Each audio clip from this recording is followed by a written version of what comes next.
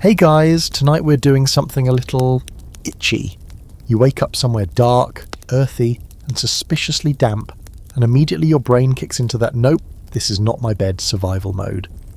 The ceiling is made of rough-hewn beams and thatch, and there's a persistent whiff of smoke, wet straw, and something vaguely livestockish. You reach around, half expecting to find your phone or your blankets, maybe your glasses, but instead your fingers sink into a mat of dry grass and dirt that someone has optimistically called a bed. There's no mattress, no memory foam, just flattened reeds and a thick wool blanket that crunches like it's been through several plagues. So before you get comfortable, take a moment to like the video and subscribe, but only if you genuinely enjoy what I do here. And hey, tell me in the comments where you're listening from and what time it is right now. Always curious who's out there trying to fall asleep to this madness. Now dim the lights, maybe turn on a fan for that soft background hum, and let's ease into tonight's journey together. The light filtering in through the wooden slats is soft and golden, but it doesn't help your confusion. There's no sound of traffic, no electrical hum, no buzz of your fridge. Just a few distant rooster crows, someone chopping wood, and the occasional sheep bleating as if it's judging your complete lack of medieval survival instincts. You sit up slowly because your body is already sore, even though you haven't technically done anything yet. You're wearing a tunic, by the way. A rough, itchy, unflattering tunic that smells like it's been shared across generations and never once washed on purpose. Your legs are covered by hose, which, as you now realise, does not mean pantyhose. It means baggy, sagging, patched-up leg covers that do nothing to hide the fact that you're also barefoot. And the dirt on the floor is most definitely not just dirt. You're inside what you assume is a peasant's cottage, a one-room home with low ceilings and a central fire pit that's doing its best to smoke you like a ham. There are no windows, just holes with flaps, no doors, just a curtain, and everything is covered in a film of soot and centuries of hopelessness. The walls are wattle and daub, which is a fancy way of saying sticks covered in mud, and yet somehow this was considered decent housing. There's a woman nearby, middle-aged, sun-leathered and armed with a wooden spoon, who mutters something in Middle English, which sounds like an incantation but is probably just her telling you to get up and fetch water. You blink at her. She blinks back. A silent agreement is reached. You are slow, soft, and not very useful. Outside, the village is, well, it's exactly what it should be. Dirt paths crisscross between small cottages. Chickens peck at the ground like they own the place. A few goats bleat at you like they know you don't belong. Kids run around barefoot, which suddenly makes your own state of undress feel less horrifying. Smoke rises gently from a few chimneys, and somewhere in the distance a blacksmith hammers metal in a rhythm that could almost be music, if you weren't currently questioning the very fabric of time and space. Now, real talk, you probably won't survive this. Like statistically speaking, a person dropped into a medieval village with no prep, no immunity, and no farming skills would be dead by winter. Or sooner. Probably sooner. But hey, no pressure. As you begin to wander the village, trying to look like you belong, you notice that most of the villagers are up with the sun. Everyone's doing something. There's a rhythm here, a kind of quiet busyness. One woman carries a basket of eggs. A man is already in the field with a wooden plough. Even the children have chores, gathering kindling, chasing chickens, avoiding eye contact with you. They all seem to accept your presence without question, which is either a blessing or the prelude to a very weird trial later. Here's a fun historical fact to drop on you while you walk around barefoot and confused. Most medieval peasants never travelled more than 5 miles from where they were born. Ever. Their entire universe was their village, the nearby fields, the manor, and the occasional fair if they were lucky. So when they see you, clumsy, dazed, and clearly not from around here, they just assume something supernatural's going on and promptly decide not to get involved. A fringe theory some historians like to kick around is that peasants believe travellers from other places were more likely to be ghosts or fae in disguise. That would explain the old woman who crossed herself when you sneezed. You try to smile at a young boy who immediately turns and sprints away like he's just seen the literal devil. Honestly, same. As you awkwardly hover near a well, trying not to draw attention to your inability to do anything practical, an elderly man with no teeth hands you a bucket. He doesn't explain how the pulley system works, and you nearly drop the whole thing down the shaft. Smooth. But you manage. Kind of. You return with a half-full bucket, sloshing most of it on your tunic and proving once again that you are not built for this century. Let's pause here to acknowledge a scholarly debate that's low-key hilarious. Historians still argue over whether medieval peasants were miserable, overworked zombies, or chill nature bros who got more days off than you. The truth is probably somewhere in between. Yes, the work was backbreaking, but they had the feast days, festivals, and Sundays off.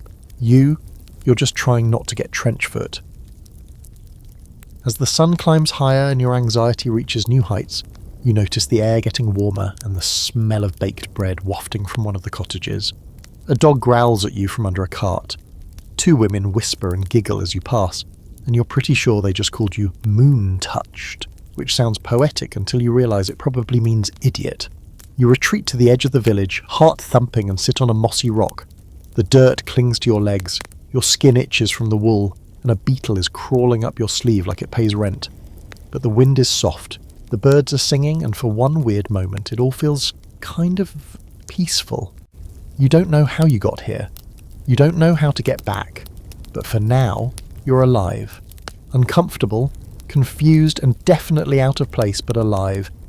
Your stomach growls loudly. You try to play it off like you meant to do that, like maybe it's some kind of aggressive village greeting. No one's buying it. A nearby child points at you, laughs, and runs off with a hunk of bread the size of your head. You try not to take it personally, but breakfast, it's officially calling. Now, in your world, breakfast might mean something fluffy and sweet, possibly involving whipped cream and maple syrup, or at the very least a slice of toast and a merciful cup of coffee. Here, no. This is not a world where brunch is sacred. You follow the smell of something vaguely edible to a cottage where a woman is stirring a pot over a smoky fire, and it hits you. You're about to eat gruel. The woman, grey-haired, wide-armed, and deeply unimpressed by your everything, scoops you a wooden bowl of thick, grey porridge. It smells like damp oats and survival. You sit on a splintered bench surrounded by villagers slurping their bowls like it's a delicacy. You stare at yours. It stares back. There's something floating in it that might be a bug or might be flavour. You don't ask. You take a bite. It's warm, at least. Bland, a little gritty, but you're starving, so down it goes. A splash of something fermented lands in your bowl, goat's milk maybe? Or yesterday's goat milk? No one clarifies. You nod politely, and an old man with one working eye smiles at you through a missing set of teeth. It's oddly comforting. Here's your historical fact for the morning. Breakfast in medieval Europe wasn't always a given. For a long time, people considered eating early a sign of weakness, gluttony, or being sickly. You were expected to power through until midday, unless you were elderly, pregnant, a child, or a monk with an aggressive schedule. So the fact that you're being handed anything at all might mean they think you're either a child or unwell, or possibly both. A woman across from you dips a crust of bread, hard as stone, into her bowl to soften it. She notices your attempt to chew yours like a modern human and tosses you a look that says, "Sweet summer child." You try her method. It works, barely. You wonder how anyone has teeth past the age of 30. Then you remember, most of them don't. As the morning meal wraps up, the villagers begin to file out one by one, back to whatever task has claimed their entire existence. Farming, tending animals, baking, dying slowly of malnutrition, you name it. You're not really sure what's expected of you, but you make the mistake of standing around too long. A young man, lean, sunburned, and visibly exhausted, grabs you by the arm and shoves a basket into your hands. It smells like onions and old rope. He says something that might be, "Come with me," or maybe, "Don't fall behind," but it's hard to tell when you only speak fluent confusion.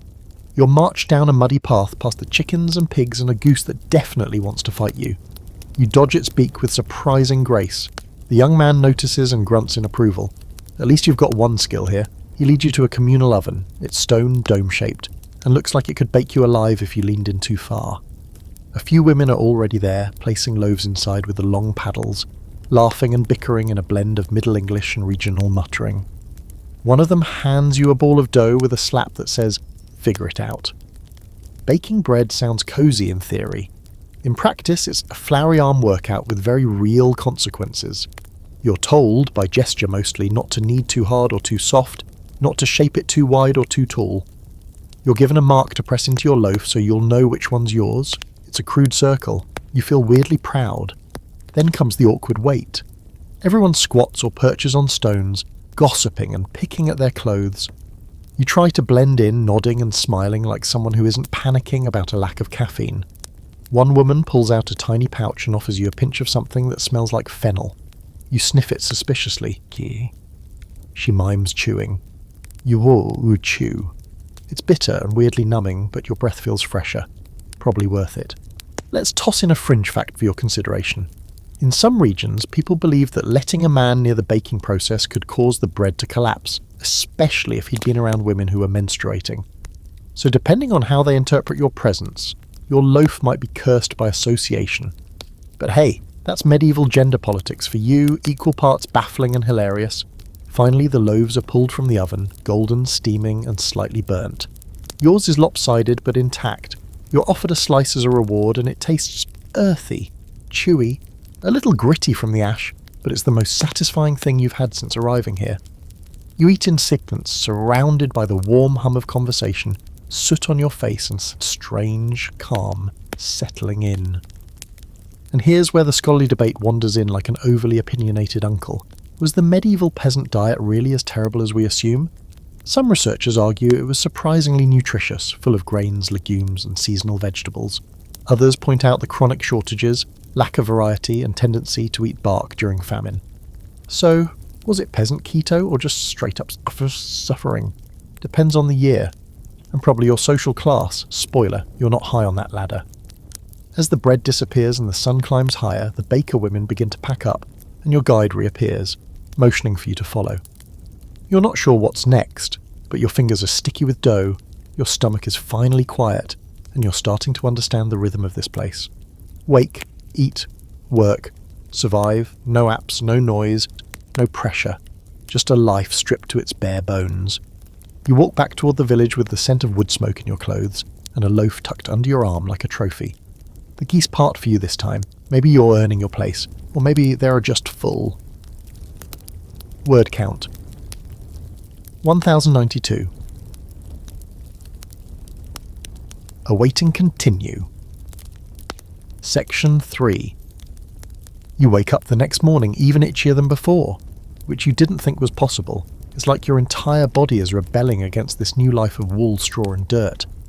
You peel yourself off the hay-stuffed mattress, wincing as you stretch, every joint letting you know that sleeping on the floor next to a low-burning fire is the kind of discomfort you can't complain about without sounding dramatic, but you're definitely going to complain anyway, quietly to yourself, because there's no one here with Wi-Fi to listen. Outside, the village is already awake again. The sun hasn't fully risen, but smoke curls from a few rooftops, and you can hear someone shouting about a missing chicken. You reach for your tunic, which is still the only outfit you have, and pull it on. It smells a little less like a dead badger than yesterday, so maybe your senses are just giving up. You squint at the folded pile beside it. Hose, not pants, not leggings, just a saggy, stretchy, sock-like contraption that feels more like a punishment than clothing. You try to put them on standing up. This is a mistake. You fall over almost instantly, smacking your elbow on a stool and earning a muffled curse from the old woman still asleep in the corner. So now you're crawling into your hose on the floor, half blind in the dark, while a hen watches you from the open door with judgment in her beady eyes. Welcome to your new normal. Eventually you succeed in wrapping your legs in what could generously be called clothing. You don't want to think too hard about how many other people have worn these before you, or what kinds of medieval rashes they might carry. You tie them with leather laces that bite into your calves and top it all off with the tunic. No underwear, no socks, no dignity. This is just how things are now. Outside, the morning chill cuts through the wool like it's not even trying. You walk past a group of children with tangled hair and bare feet. One of them throws a stick at your legs and runs off screaming something that may or may not translate to wizard. You ignore it. You've got other problems, like figuring out what to do with your day when you have the skill set of a mall employee, and the hygiene of a swamp goblin. A black-haired woman with arms like tree trunks spots you and waves you over. You don't get a choice in the matter. She starts dressing you, again. Only this time, you're given a smock that smells like it's been boiled in onions and despair. Then she hands you a sack and points toward the woods. Mushrooms, she says, or something like it. And nettles, bring back full. Great. You've gone from time traveller to medieval errand boy, but the upside is that you're now semi-clothed, outside and temporarily unsupervised. You follow a narrow trail past the village edge, brushing through overgrown hedges and avoiding the eyes of a cow that looks like it knows too much. And here's a little historical nugget to chew on while you wander. Medieval clothing didn't come with sizes or instructions, everything was handmade, and most peasants had maybe 2 outfits total. Your tunic, hose and smock are probably your only belongings now. Welcome to minimalist fashion 14th century edition. The laces itch, the wool scratches, and the fit is so loose you're not sure which direction is technically front, but hey, you blend in. Ish. You step into the woods, and for the first time there's quiet. Just birds, leaves, and the crunch of twigs underfoot. You take a deep breath and actually exhale for once. No chores, no fire smoke in your eyes, just foliage. You poke around with a stick, trying to recall what mushrooms are safe, which is hilarious because you barely trust your own cooking, let alone your foraging skills. You find some familiar caps, maybe chanterelles, and toss them into your sack with the kind of confidence you don't deserve. Then come the nettles. They look soft. They are not soft. The first time you grab a handful, you get stung so hard your hand goes numb. You mutter a very modern swear word. The trees don't judge. You wrap your sleeve around your hand and try again, this time managing a small handful of painful salad. You're halfway to a peasant's omelette. As you explore deeper into the woods, you stumble upon something unexpected. A ring of stones, evenly spaced, covered in moss. It looks like a fire pit, but too symmetrical, too intentional. You crouch, curious. It gives you the distinct feeling that you're not supposed to be here, like you're trespassing on old ground. You reach out and touch one of the stones. It's cold, smoother than it should be. Here's your fringe fact for today. In some corners of medieval Europe, people genuinely believed that clothing could carry curses. Not in the metaphorical, this outfit is killing me way, but in the literal, someone put a hex on my tunic and now I'm vomiting frogs kind of way. Entire court cases exist around people claiming their breeches were bewitched, which makes you wonder what your current clothes have seen. Probably nothing good. Suddenly there's a rustling behind you. You spin around and see nothing. Just trees, shadows, and your own heartbeat thudding in your ears. Maybe it was an animal, maybe a person, or maybe the forest just likes to remind you who's really in charge. You back away slowly, sack in hand, and return to the path before something decides you're edible. As you head back to the village, fingers tingling from nettle stings, you pass 2 villagers carrying bundles of sticks. They barely look at you, but one mutters something to the other and gestures toward your legs. You don't know the language, but the tone is universal. That one's not right. You nod politely and keep walking. Now, let's wade into a little scholarly mess. Historians still argue about how dressed medieval peasants really were. Some say they were shockingly well covered for the times, while others insist people went around half-clothed most of the year due to poverty and practicality. You're wearing an onion-scented sack and a mystery tunic, so honestly, you're just hoping no one starts a fashion critique. You return to the village with your bag of possibly edible forest bits, and the strong-armed woman takes them with a grunt of approval. She doesn't thank you, but she doesn't slap you either, so we'll call that a win. She dumps the contents into a pot without even washing them, and you realise you're probably going to be eating those mushrooms later. Great. Maybe you'll hallucinate your way back to 25. Back in the cottage, you peel off the smock and lay it near the fire. Your tunic sticks to your skin with a level of dampness that suggests you've been sweating in fear more than actual labour. Your hands are raw, your feet are filthy, but your stomach doesn't hurt, and you didn't get attacked by a goose today. That's what we're calling progress now. You settle onto your hay bed again, scratch at a new rash developing behind your knee, and stare at the ceiling. A spider crawls across a rafter above you. You don't even flinch. You're becoming one of them. Word count, 101. Awaiting continue, section 4, you wake to someone yelling. Not the usual rooster-related noise or the distant grumbling of villagers hating their lives before dawn. This is a different tone. Urgent.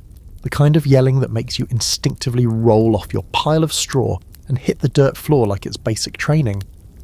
You sit up, blinking through the smoke still curling from last night's fire, and immediately regret sleeping in your tunic again. It's damp, twisted, and smells a little like boiled cabbage. Outside, a crowd is forming. You crawl out, brushing straw from your hair like some overcooked scarecrow, and spot what all the fuss is about. A man has arrived, riding the most exhausted-looking horse you've ever seen, and the villagers are circling him like he's just descended from the heavens, or possibly brought the apocalypse with him. You step cautiously into the crowd, trying to look like you belong. The woman next to you clutches a chicken, like it's emotional support.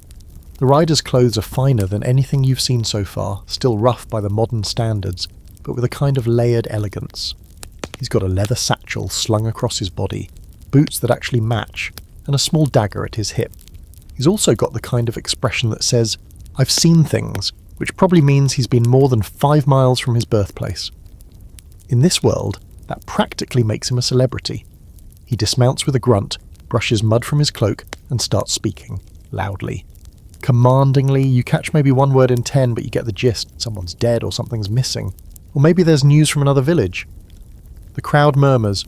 Some people nod solemnly. Others spit on the ground, which seems to be the medieval equivalent of hitting dislike. An older man leans in and mutters something that could be a translation or could just be gossip. You catch one phrase loud and clear, "Stranger among us," which might be about you. You smile weakly and shuffle backward. And here comes the fun historical fact for the day. In many medieval villages, strangers were viewed with extreme suspicion, partly because they might be thieves, but mostly because people assumed any unfamiliar person was bringing disease, sin, or sorcery. You check your sleeves for anything that might look too witchy. Unfortunately, your modern posture and inability to make eye contact probably aren't helping your case. The rider finishes his speech and gestures toward the crowd. Names are being called. One by one, villagers step forward, accept a wax-sealed paper or whispered message, and shuffle away each, looking like they've just been handed a cursed scroll. Eventually, the rider locks eyes with you. You freeze. He approaches slowly, his boots squelching in the mud. The crowd parts. You hold your breath and try to look harmless, which isn't difficult considering your current appearance. Frizzy hair, dirt-smeared face contributors tunic that smells like a goat's dreams. He stops in front of you and speaks, a string of syllables you can't fully catch, but the tone is clear. It's a question. You do what anyone would do in your situation. You nod vaguely and say yes, like it's your turn to order coffee. He narrows his eyes, then smirks. Not unkindly, just amused. He says something else and waves you forward. You follow because obviously you have no self-preservation skills left. He leads you toward the centre of the village, where an old well stands beside a worn wooden post covered in faded carvings. You've passed it before, but never stopped. It turns out this is the village message bin, a kind of announcement board, punishment spot, and very casual court of law. The rider reaches into his satchel and pulls out a small bundle wrapped in cloth. He unwraps it slowly. Inside is a carved wooden figurine, about the size of a hand. It looks like a tiny woman with exaggerated features and strange symbols etched into her base. The crowd leans in, the whispers get louder. Someone mutters, "Elf blessed." Another says, "Devil's toy." You step back instinctively. He hands it to you. Of course he does. You hold it like it's radioactive. It's lighter than it looks, smooth from handling, and just weird enough to make you want to drop it into the well and run. But the rider says something sharp. Probably, "Hold it properly, idiot." So you adjust your grip and try to look respectful. He points at it, then at you, then at the crowd. There's no clear explanation, just a gesture. A warning? A gift? A curse? You're pretty sure it's all three. Quirky side note.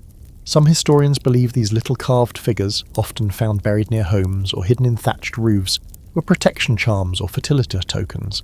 Others think that they were just really weird toys. And then there's the theory that they were used to identify witches or mark out property cursed by spirits.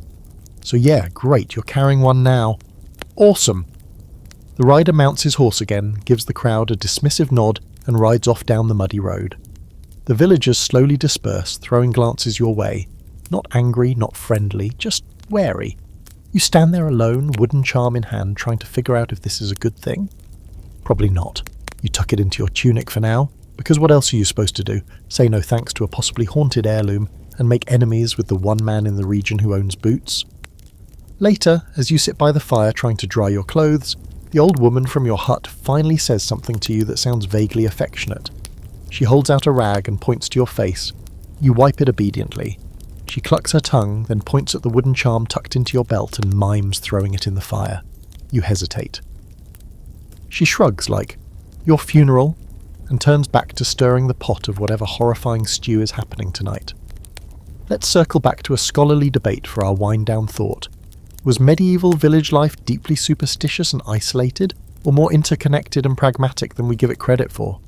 Some scholars argue that people were way more rational than we assume, using herbs, astronomy, and folk science to explain the world. Others say the fear of the unknown combined with religious influence made every shadow a demon and every cough a curse. You're sitting by a fire, holding a cursed Barbie doll, wondering which side of the argument just won. Word count 111, awaiting continue, section 5. You wake up feeling like you've been stepped on by a mule, which honestly may have happened. Your back is one solid ache, your feet are blistered, and your dreams were full of wooden figurines whispering in Latin. You roll over and groan into the scratchy wool of your tunic, which now has an oniony undertone, probably from yesterday's fashion-forward foraging excursion. At this point, you've accepted that you'll never be clean again. Outside, the sun is just creeping over the rooftops. The village is already humming with low-level chaos. Today the buzz is different, excited. People are shouting, dragging carts, clapping each other on the back like something good is happening for once.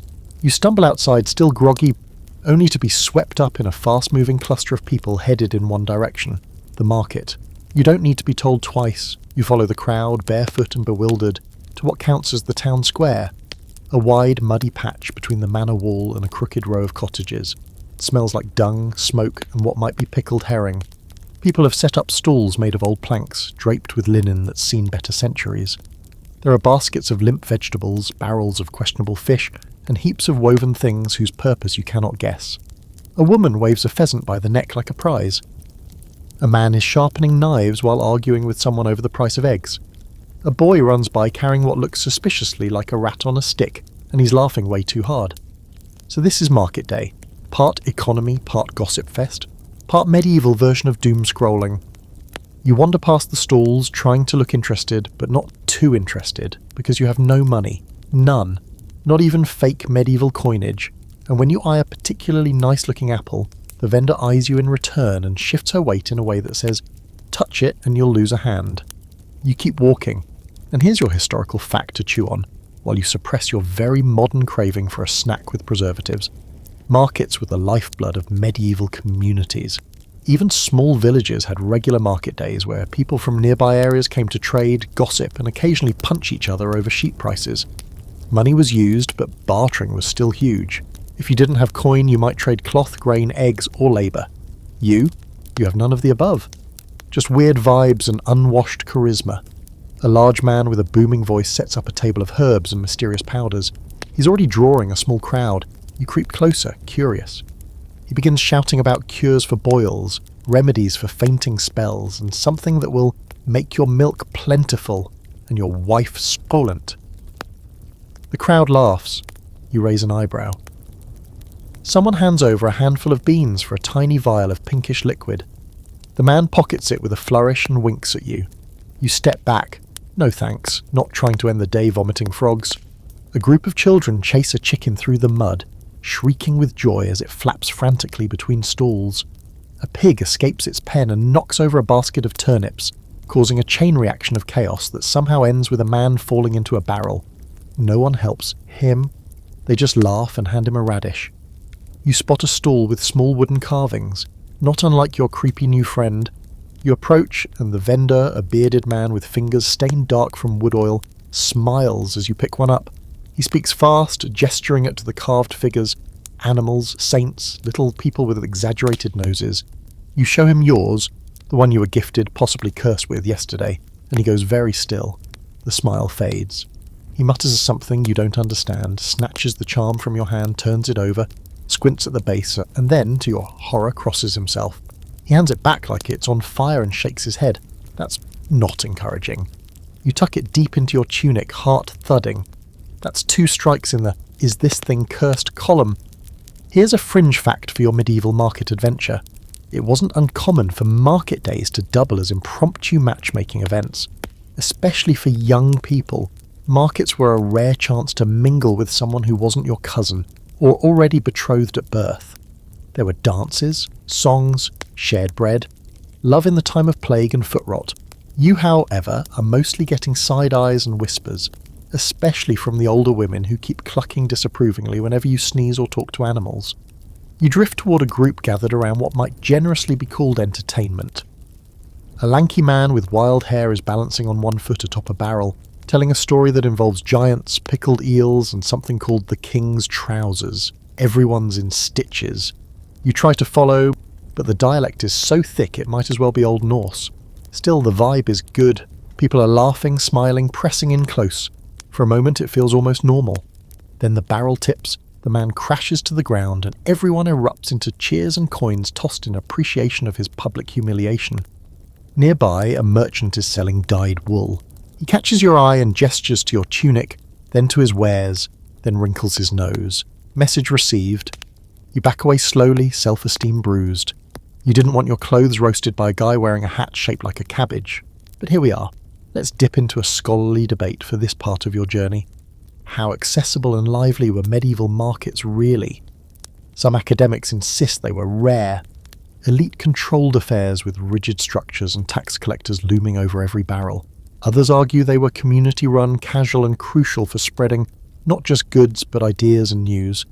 Based on the mud-covered chaos in front of you, you'd lean toward the second theory, with maybe a pinch of petty corruption.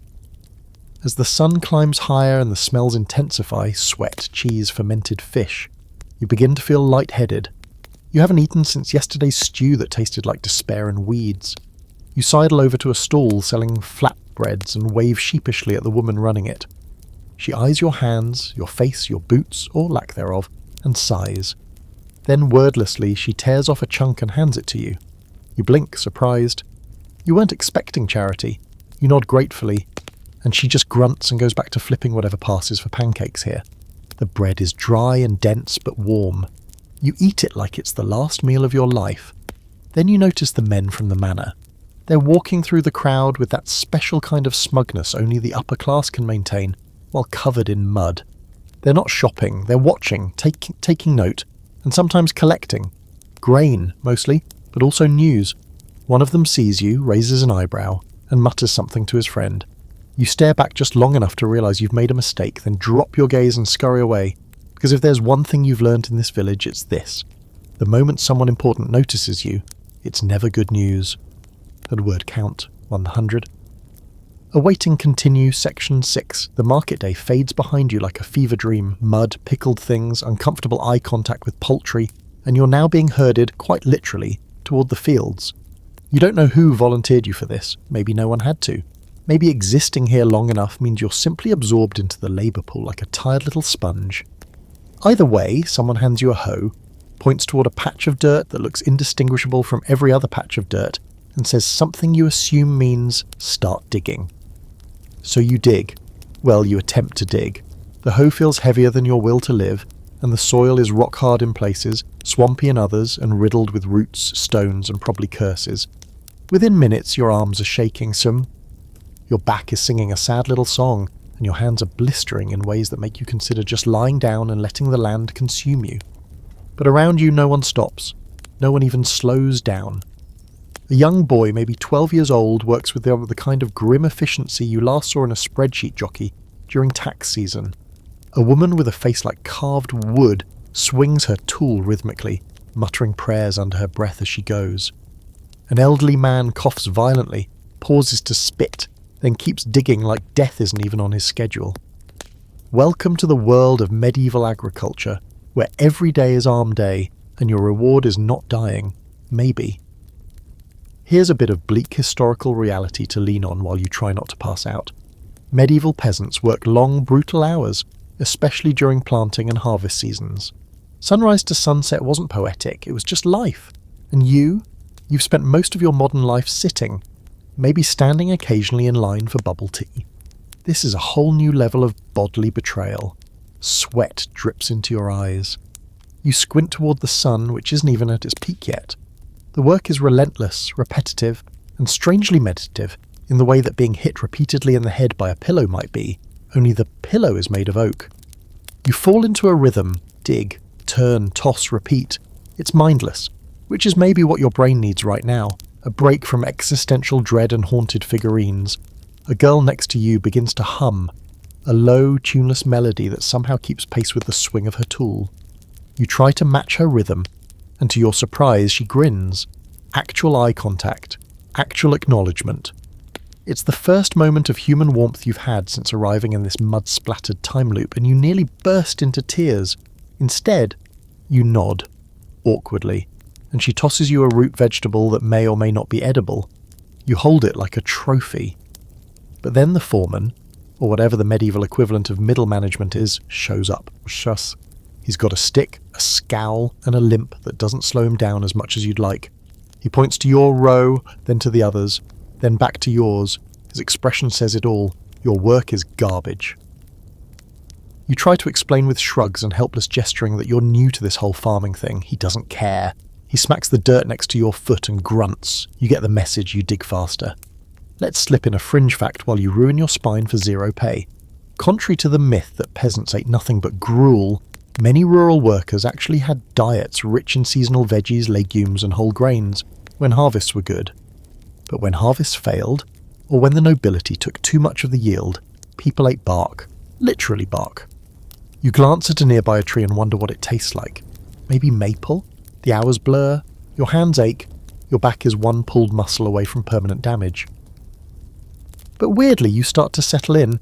There's a kind of camaraderie here, unspoken but real. Everyone works, everyone hurts, no one's better than anyone else out in the field. The girl next to you occasionally tosses you tiny grins, and the old man offers you a swig from his flask. It tastes like fire and spoiled apples. You don't ask for seconds, then comes the bell. Not a real bell, just a dull clang from the village centre, but it's enough. Everyone straightens up, groaning and stretching like creaky machines. It's break time, or possibly lunchtime, or maybe someone just got kicked by a cow. Either way, tools go down and people start shuffling back toward the cottages, limping and chatting like they didn't just spend hours trying to turn rocks into food. You follow, half dead, blistered, and proud of the 5 square feet of land you may or may not have planted correctly.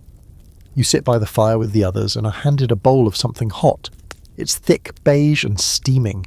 You eat without question. And now for the scholarly debate of the day. Were medieval peasants truly the miserable, beaten-down class we often imagine? Or did they find joy and meaning in their work and communities? Some argue that, despite hardship, village life had its own beauty. Shared burdens, simple pleasures, a connection to nature. Others insist it was non-stop drudgery, disease, and the constant threat of your lord randomly deciding your cow now belongs to him. You're somewhere in the middle, chewing on turnip soup and feeling the burn in your shoulders like a badge of very unwanted honour. As you sit by the hearth, steam rising from your bowl, the girl from the field plops down beside you. She doesn't speak, just hands you a strip of cloth for your blistered palms. You accept it with a nod and an exhausted smile. Maybe this place isn't trying to kill you, not directly. Maybe it's just indifferent, like nature with taxes. Later, someone hands you a bucket. It's time to fetch water again. You groan, loudly, but no one reacts, because everyone's groaning. You're all a symphony of soreness and resignation. You trudge toward the well, arms like noodles, wondering if you'll ever feel clean or rested again. But as the sky turns gold with sunset and the air cools against your filthy skin, you pause. You made it through a day of medieval labour. You didn't pass out. You didn't get kicked by anything with hooves, and no one tried to burn you as a witch today. That's what we call a win. Word count. 1 the 101. Awaiting continue section 7. By now, you've learnt the basic rhythm of things: wake up itchy, eat something beige, get yelled at by a stranger with a stick, and end the day with a weird new bruise you don't remember earning. But today something shifts. You feel it the moment you step outside. The air is quieter, not in a peaceful bird song way, more in the everyone's gone to the same place and didn't invite you kind of way. You look around and notice the cottages are empty. Doors open, fires banked low. It's eerie.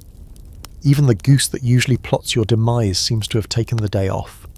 You follow the faint sound of voices toward the centre of the village, walking slow because your legs feel like someone replaced your muscles with wet rope. As you round the bend near the well, you see where everyone's gone. They were gathered around the church. Now, when you think church, you probably picture something tall, symmetrical, with stained glass windows and maybe a bell tower. This isn't that. This is a squat stone building, half covered in ivy, with a wooden door so warped by age and weather it barely shuts.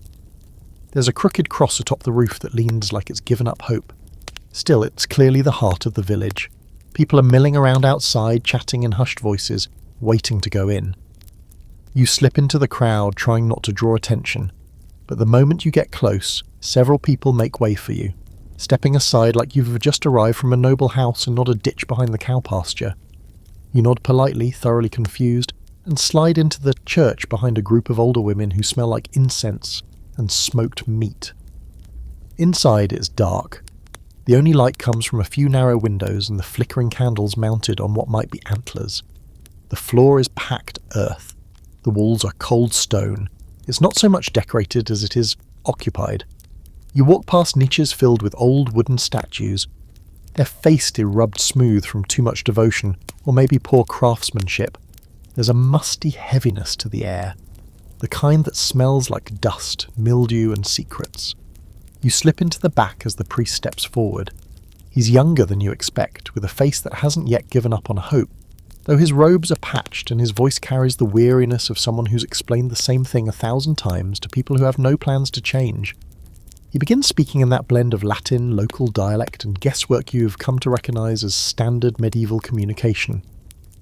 You can't follow most of the sermon, but the villagers are hanging on every word. A few nod solemnly, some cross themselves. One man in the front is already asleep, head bobbing like a drunk pigeon. You try to pay attention, picking out occasional words, sin, harvest, mercy, or fire, which really could apply to anything around here. And here's your historical moment of truth. Medieval churches weren't just spiritual centres, they were the community hubs, the social media of the 14th century, if you will. Weddings, funerals, town announcements, punishments, gossip, you name it, it happened in or near the church. And while many priests were educated, some were not. Some were barely literate. Some just repeated what they'd heard elsewhere. Religion wasn't just a personal belief. It was public order, social structure, and often the only education people had. The sermon ends with a murmur of prayers and the slow shuffle toward the exit. You wait until most of the villagers have filed out, but a few linger, lighting candles, whispering into dark corners, doors, touching the walls like they expect something holy to answer back.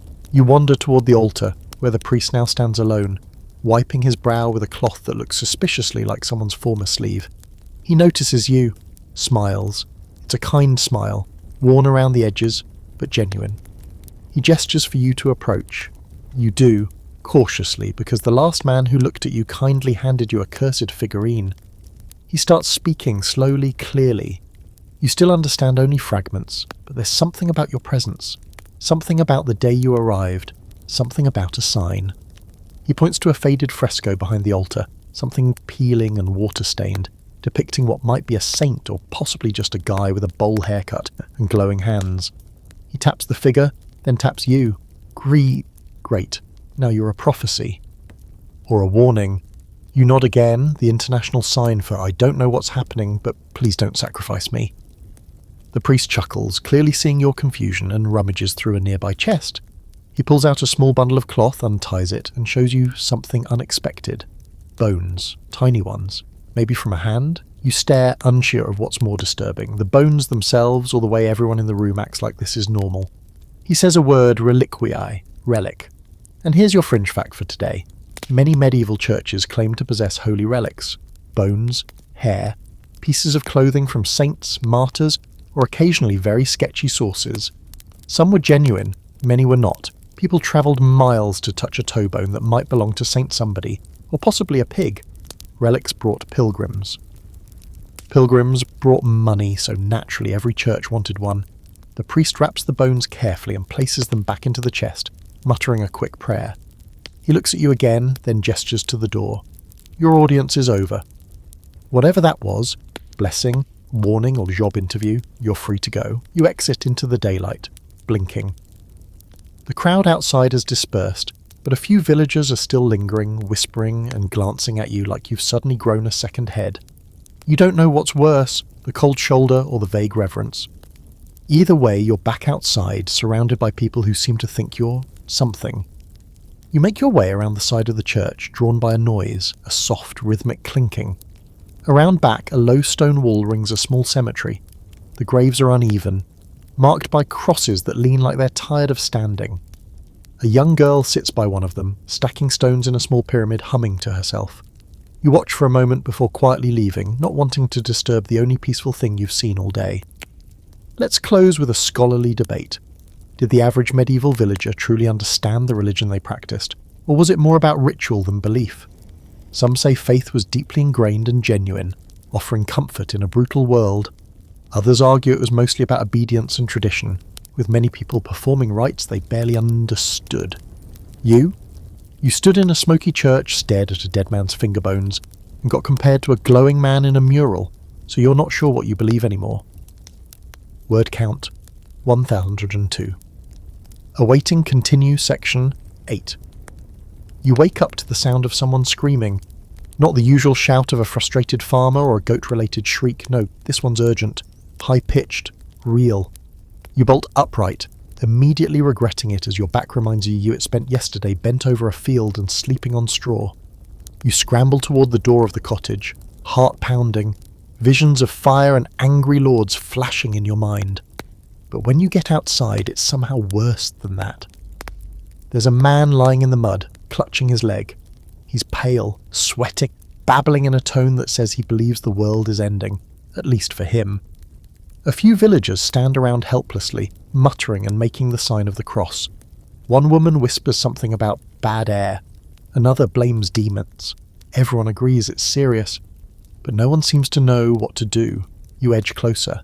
The man's leg is swollen, angry red, and leaking something that definitely doesn't belong in polite company. You recoil a little, and not just from the smell. It looks like a nasty infection. Abscessed, maybe. In your world, this would be a trip to urgent care and a round of antibiotics. Here, they're about to get out the leeches. Sure enough, the village healer arrives. She's ancient, more wrinkles than skin, and carries a bag that smells like every plant in the forest had a fight in it. She kneels beside the man, mutters a few words, then begins unpacking her tools. A curved knife, a small jar of dark ointment, and yes, a cloth pouch that twitches ever so slightly. You back up instinctively. Here comes your historical reality check. Medieval medicine was an uneven patchwork of ancient knowledge, superstition, and whatever the local wise woman said worked last time. There were doctors in cities, some educated, some faking it. But out here in the villages, healthcare meant herbs, poultices, prayers, and bloodletting. Lots of bloodletting. The healer opens the pouch and carefully extracts a handful of wriggling leeches. The crowd gasps, then nods like this is exactly what they were hoping for. You gag a little as she places the leeches on the man's leg. He screams. You almost scream too, but you hold it together, barely. The healer then begins to chant. Nothing dramatic, just a low rhythmic string of words that you assume are meant to calm the patient or the spirits, or maybe just herself. She takes the knife and makes a small incision, lets it bleed into a cloth, then applies the dark ointment that smells strongly of garlic and old socks. A child nearby whispers to another that the healer once cured a cow by making it eat nettles soaked in milk. The other child responds that she also made someone vomit out a demon. You decide not to ask about either story. You've got enough trauma for one morning. A fringe fact to file away for later. Leeches weren't just used by the desperate, they were considered legit medical tools. Bloodletting was based on the four humours theory of medicine. Blood, phlegm, yellow bile and black bile all needing balance. Too much of anyone, time to drain you like a vintage wine. Some scholars today argue that leeches occasionally helped, especially in reducing inflammation. Others point out that most patients didn't survive long enough to see the benefits. The man on the ground passes out, the healer nods, pleased with herself, and announces something that sounds like, "He'll live." Maybe. The crowd disperses, murmuring their relief or their skepticism. You remain frozen in place, brain short-circuiting from the whole ordeal. You've seen some stuff now. You're officially part of this world's healthcare system. Later, you're pulled aside by the old woman from your cottage, who gestures for you to help carry water to the healer's hut. The place is tucked behind the church, half hidden by overgrown vines and guarded by a cat that looks like it's lived 9 lives and hated every single one. You step inside and immediately regret it. The smell is overwhelming, spicy, musty, sour, and vaguely like something died in a pile of mint leaves. Dried herbs hang from the beams like botanical chandeliers. Jars line the shelves, some clearly labelled in a spidery hand, others not labelled at all, and probably best left unopened. Bones, feathers, bundles of roots, and one suspiciously human-looking tooth all sit out in full view. You nod like this is totally normal and hand over the water. The healer gives you a long, squinty look, then to your surprise speaks to you directly, slowly. You catch only a few words, see things, stranger, and lucky hands. She places a bundle in your arms, dried lavender, nettles, and a pouch that squishes ominously when touched. A gift? A warning? A test? You don't ask, you just bow and shuffle out, trying not to jostle the mystery pouch too much. Let's dip into a scholarly debate to distract you. Were medieval healers proto-scientists or just lucky herbalists? Some academics argue they preserved valuable botanical knowledge passed down over centuries, much of it eventually forming the foundation of modern medicine. Others point out the hit-or-miss nature of their treatments, the lack of formal study, and the high mortality rate. Of course, compared to doing nothing, even guesswork looks like genius. Back at the cottage, you add the bundle to your little corner of personal belongings, which now includes one scratchy blanket, half a loaf of stale bread, the possibly cursed figurine, and a pouch of something squishy. You're basically a wizard, Sano, or a very confused hoarder. As the day winds down, the man with the infected leg is carried to a shaded spot near the church, wrapped in a blanket, still unconscious but breathing. Villagers drop by to check on him, some leaving coins, others bread or herbs. You sit nearby, unsure if you're helping or just haunting the place with your weird modern energy. And yet, for all the blood, leeches, and aggressively scented ointments, there's something touching about it all. People care. They show up. They share what little they have. They pray, they chant, they wring their hands and argue about demons, but they don't walk away. You think about how sickness works in your own time: hospitals, insurance, antiseptics, appointments, long forms and sterile waiting rooms. Efficient, sure, but not always human, not like this. As the sky dims and the healer lights her lanterns, you watch the village quiet down. The cat slinks past you with a dead mouse in its mouth. A sign of approval maybe, or just an average Thursday. You stretch your aching limbs, still half reliving from the day's events, and head back to your scratchy bed. Tomorrow will bring more digging, probably another infection or two, and who knows, maybe a chicken uprising. But for tonight, you lie down with your pouch of mystery herbs and the scent of garlic still stuck in your nose, and you think you survive medieval medicine. Barely, but are still. Word count 1102. Awaiting continue, section 9. It's your turn to bathe. You're not entirely sure how you were selected, or if this is a scheduled thing, or if someone finally sniffed in your direction and decided to take matters into their own hands. Either way, you are now standing in front of what passes for a bathhouse, holding a bucket, a length of scratchy cloth, and a deep sense of dread.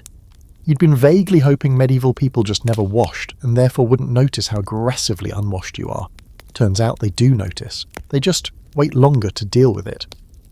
The bathhouse is less a building and more a shed. 3 wooden walls, a thatched roof, and a heavy curtain for a door. Inside there's a large wooden tub, more barrel than bathtub, already filled with water that's steaming gently, which means someone, somewhere, spent hours boiling water over a fire just so you could soak your filthy, blistered body. It's both touching and deeply concerning. A woman stands nearby. She gestures for you to strip. You hesitate because your modern modesty is screaming, but she crosses her arms and taps her foot like she has scrubbed way too many villagers to deal with shyness now. You try to hide behind the curtain while undressing, but modesty goes out the window the moment you step into the tub and realise just how hot the water is. You yelp. She smirks. The water is hot enough to cook a small fish. You lower yourself in, inch by inch, until you're fully submerged up to your neck, limbs curled awkwardly to fit in the oval tub. It smells faintly of rosemary and wood smoke, which is probably a blessing because you, in contrast, smell like goat sweat and desperation. The woman hands you a rough linen cloth and a chunk of brown soap that's gritty, scratchy, and smells like lard. You scrub and scrub and scrub. Bits of straw, mud, ash, and things you hope are just moss swirl away from your skin. The water turns cloudy, yet you try not to think about it. You just keep scrubbing until your arms ache and your skin feels raw, like you've sandpapered yourself back to factory settings. It's still better than the fire-stoked itch of the past week. You finally feel human again. Well, as human as you can in a world where baths are reserved for special occasions and possibly punishments. Here's your historical fact for today. Despite what you've heard, medieval people did bathe. Public bathhouses were common in cities, often co-ed and surprisingly social. Places to relax, gossip, even conduct business. Rural folks like your current village bathed less often, mostly due to the sheer amount of labour required to heat water and not freeze in the process. Once a week was ambitious, once a season, more likely. Of course, none of this was sanitary by modern standards. The idea of germs, not a thing. People thought bad smells, miasma, caused disease. So cleaning your body meant avoiding evil vapours, not bacteria. You stare at the oily film on the water's surface and decide not to dwell on that. The woman returns with a jug of clean water and dumps it unceremoniously over your head. It's cold, ice so cold, you shriek like a medieval banshee. She laughs and hands you a mostly dry cloth to pat yourself down. You wrap it around your dripping body and step outside into the cool morning air, feeling cleaner, lighter, and somehow wetter than you've ever felt in your life. She tosses your clothes at you. They've been steamed, maybe smoked over the fire? You can't tell. They still smell faintly like you. You slide into your tunic, which now feels scratchier against freshly scrubbed skin, and your hose, which is somehow colder and tighter than before. You try to thank her, but she just grunts and moves on to the next villager, a boy who looks like he's been rolling in soot since birth. You step into the sunlight steaming gently, damp hair plastered to your skull. A few children stare at you with wide eyes. One of them actually pinches their nose. So much for being clean. You shuffle back to the cottage, feeling hollowed out in a good way. Your muscles ache less, your skin breathes, and you catch your own scent for the first time in days without recoiling. It's like discovering a part of yourself you forgot existed. Then, naturally, it all goes downhill. You're barely in the door when a man bursts into the cottage, panting. He speaks fast, too fast, but the words barn and smoke and help cut through loud and clear. The old woman inside grabs a bucket without hesitation and shoves another into your hands. You run. You follow the smoke, thick black curling up from behind a row of low buildings. When you arrive, the scene is chaos. A barn is half ablaze, flames licking up the walls, straw catching like it's soaked in oil. Villagers run back and forth with buckets, forming a shaky line from the well. Someone throws water, someone else just throws mud. A few try to corral panicked livestock fleeing the heat. You jump in. You're barely dry from your bath and now you're drenched again, but this time in sweat and smoke. You pass buckets hand to hand, stumble in the mud, dodge a screaming pig and nearly get flattened by a falling beam. The heat is unbearable. The smell, a mix of burning hay, manure and panic, is worse. And here's your fringe fact to fan the flames. Fire was a constant threat in medieval villages. Homes were made of wood, straw and hope. Open flames were everywhere. Hearths, candles, torches. One stray spark could mean the loss of everything. Some towns had rules about keeping water barrels ready at all times. Others relied entirely on community efforts like this one. Chaotic, exhausting, and only moderately effective. Eventually, the fire dies down, not from victory, but from the barn collapsing in on itself. Embers smoulder, the smoke thins, and everyone stands around, panting, covered in soot, looking both defeated and relieved. No one says much. There's nothing to say. You wipe your face with a sleeve now blackened and damp. A goat nibbles your hem like a nervous tick. The bath? A distant memory. You smell like campfire and wet wool again. The universe laughs. Let's end with a scholarly debate worth bathing in. Were medieval people genuinely filthier than modern folks? Or is that just a stereotype reinforced by later eras trying to feel superior? Some historians argue the hygiene gap wasn't as massive as we think, just different. Others point to parasite infestations, lice combs and plague pits as clear evidence that being clean wasn't exactly top priority. You've had one bath and a one barn fire in 4 hours. Cleanliness feels relative. That night, after the fire's out and the village returns us to its uneasy peace, you curl into your corner of the cottage, too exhausted to think, your skin still tingling from heat and cold and soap and smoke. The old woman hands you a cup of something warm and bitter. Probably meant to ward off illness or ghosts. You drink it. At this point you'd drink pond water if it came with a nap. You lie down. The straw crackles beneath you. The fire pops softly, and for a brief moment, before the itching returns, you feel clean. Word count, 1003. Awaiting continue. Section 10. You're invited to dinner at the manor house. And by invited, you mean that a boy with a lazy eye and mud on both knees was sent to find you and bark your name through the curtain of the cottage like someone calling a dog. You were halfway through patching your hose with a bit of twine when he shouted something about the Lord's table and honour, followed by, Don't be late or you'll catch it. You're still not entirely sure what it is, but from the tone it's worse than lice and may involve public shaming. So now, in the rapidly fading light of evening, you find yourself approaching the manor, a looming timber frame building that looks like someone built a barn and then gave it dreams of grandeur. It's 2 stories tall, which around here practically counts as a skyscraper, and it smells faintly of wet stone and cooked meat, which is already one step up from your usual dinner experience of boiled roots and wondering whether the green bits are mould or seasoning. The boy leads you through a side door into a narrow corridor that reeks of candles and damp fur. A maid, harried, thin, and clearly one bad day away from throwing a chicken at someone's head, snatches your cloak, eyes your filthy tunic, and mutters something under her breath that sounds very judgmental. You offer a weak smile, she doesn't smile back. Inside the hall it's warm and buzzing. The ceiling is high and dark, the beams charred from years of smoky fires. Rushes are strewn across the floor, mixed with dried herbs, mostly for the smell, though it also hides whatever the dog left behind. A central hearth blazes brightly, casting flickering shadows on the long trestle tables stretching the length of the room. It's a scene out of a storybook, except the story smells like roast meat, sweat, and a whole lot of questionable decisions. You're directed to a bench about 3/4 of the way down the main table, not with the high and mighty folk near the fire, but not with the servants either. The middle, a mystery guest. You sit awkwardly, aware that your elbows are too pointy, your posture too slouchy, and your boots, still damp from yesterday's barn fire, are leaving little wet footprints on the flagstone. Here's your historical reality. The manor dinner wasn't just about food, it was about power. The lord, seated at the head of the table under a carved canopy, would eat first and best. Everyone else's status determined what they got, when they got it, and how they were expected to behave while chewing. You don't speak unless spoken to, you don't reach across the table, you don't wipe your nose on the tablecloth, no matter how tempting. A servant places a wooden bowl in front of you. Inside, pottage, again. A thick beige slurry of grains, vegetables, and mystery bits. It smells better than the last one you had, but that's not saying much. You sip cautiously. It's fine. Better than your usual dinner, but still not exactly feast-worthy. You've just started chewing something that might be parsnip when a platter arrives with what you really came for. Meat. Roasted pork, crackling skin, still steaming. The scent hits you like a religious experience, your stomach whimpers.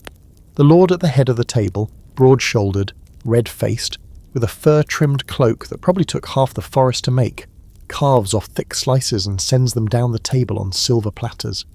It takes a while to reach you. By the time it does, there are only a few slices left, slightly gnawed at the edges. You don't care. You grab one with your fingers, etiquette be damned, and take a bite. It's greasy, hot, and bursting with flavour. You've never loved a pig more. And here's a fringe fact to chew on with your crackling. In medieval households, pigs were a kind of living pantry. They were raised, slaughtered, salted, and used in everything. Nose to tail, some manors even named them, though not lovingly. It was more of a your next situation. You look at your piece of pork and try not to think about what its name might have been. Wine flows freely at the lord's table. Not the good stuff, more like watered-down sour ale, but enough to keep everyone a little louder than usual. The man across from you, red-toothed and laughing too much, tries to toast you. You clink your mug with his and immediately regret it as he launches into a tale involving a sheep, a lightning storm, and what he claims was divine intervention.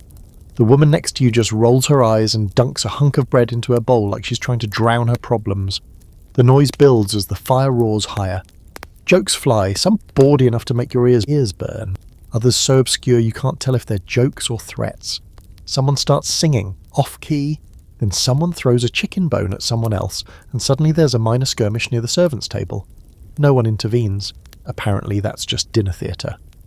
Let's pull up a scholarly debate while things spiral. Were manor lords generous hosts or arrogant parasites? Some historians argue that these dinners were displays of wealth and hospitality, providing food and employment to the community. Others paint them as self-indulgent spectacles, where the poor were fed scraps while the rich toasted each other with boars' heads and wine. From where you're sitting mid-table holding a half-eaten rib like a barbarian, it feels like a bit of both. Toward the end of the meal, dessert appears.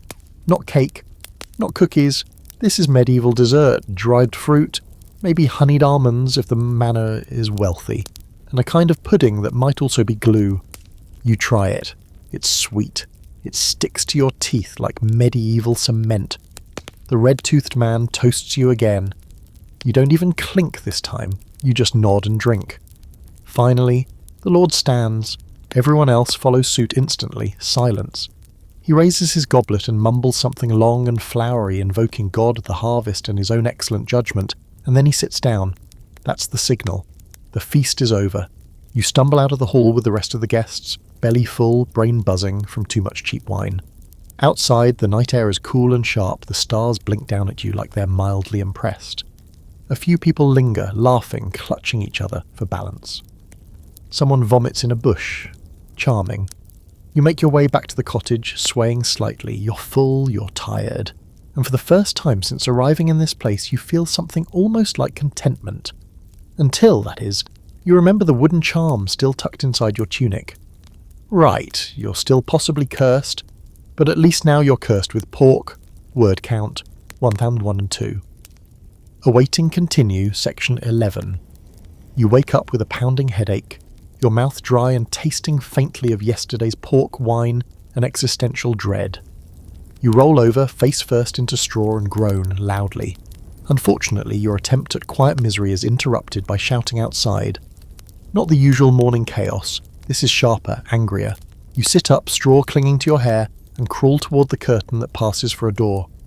Out in the village square, or what counts as one, which is just a muddy open space where goats wander and people occasionally get into fistfights, a crowd has gathered. Again. Because nothing says peaceful start to the day like public outrage. You shuffle closer, still sore from yesterday's pork feast and haunted by the aftertaste of what might have been glue pudding. In the centre of the crowd stands a man, young, skinny, with a wispy beard that looks like it was glued on for effect.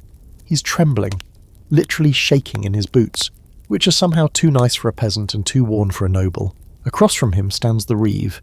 You've seen him before, officially grim, deeply suspicious, and always carrying a stick that looks just decorative enough to still hurt if he whacks you with it.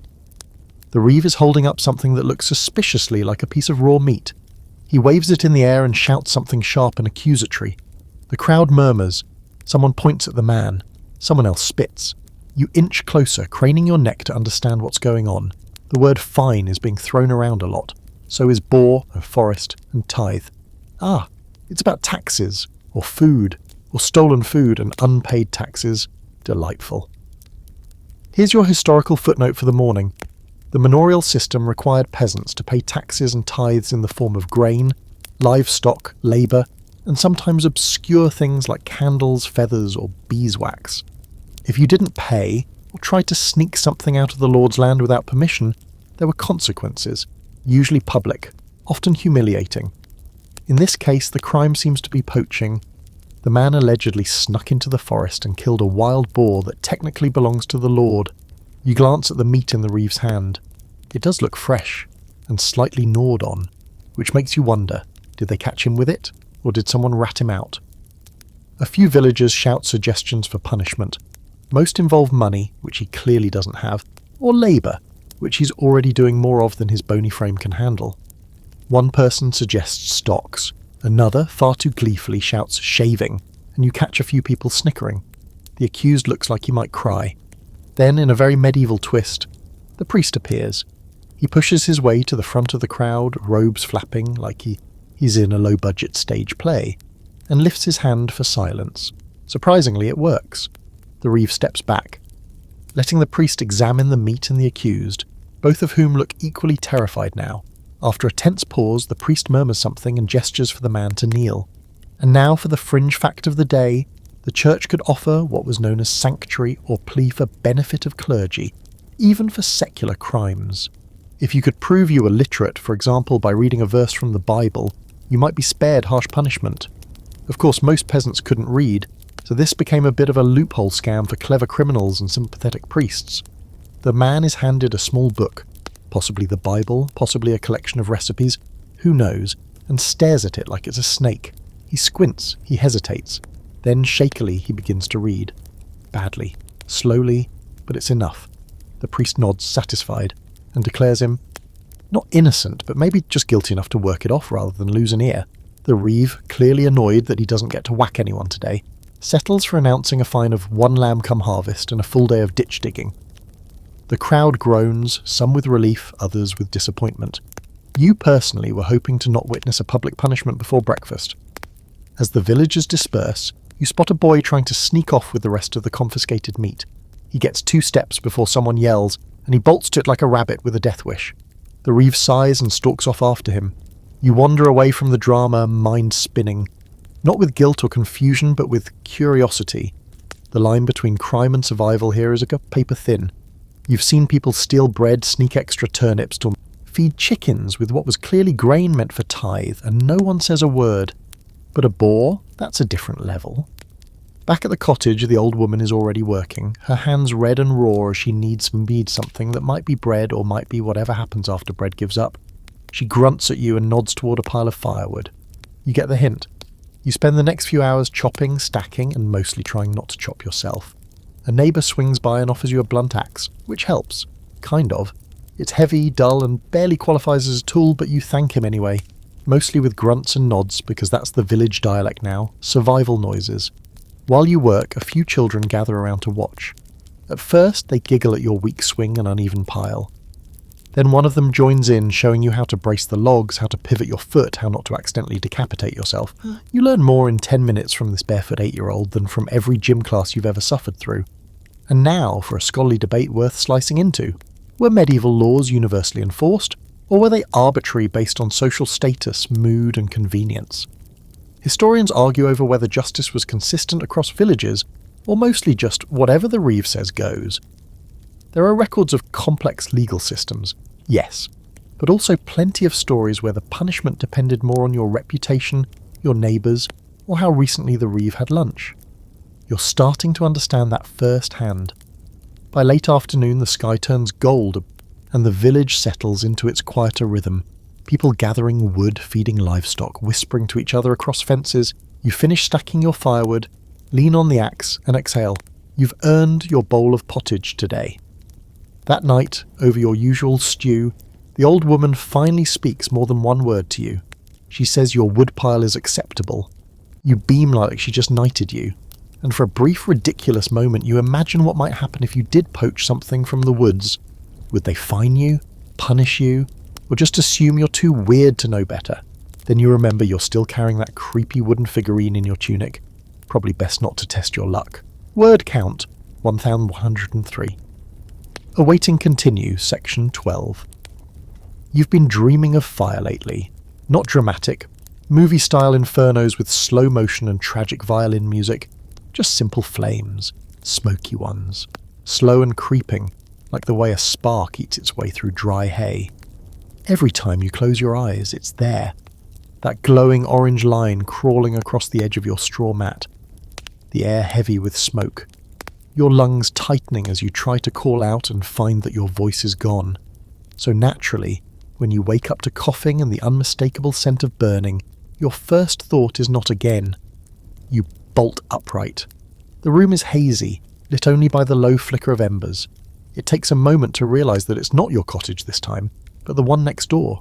You burst outside barefoot, tripping over your own hose, and find the village already mid-panic. It's the cooper's home. You can tell by the round wooden casks scattered haphazardly across the yard, some rolling away like they're trying to escape. Flames lick the thatched roof, reaching into the early dawn sky. People are shouting, some forming a frantic bucket line from the well, others trying to push carts and livestock out of the way. It's chaos again. Of course it is.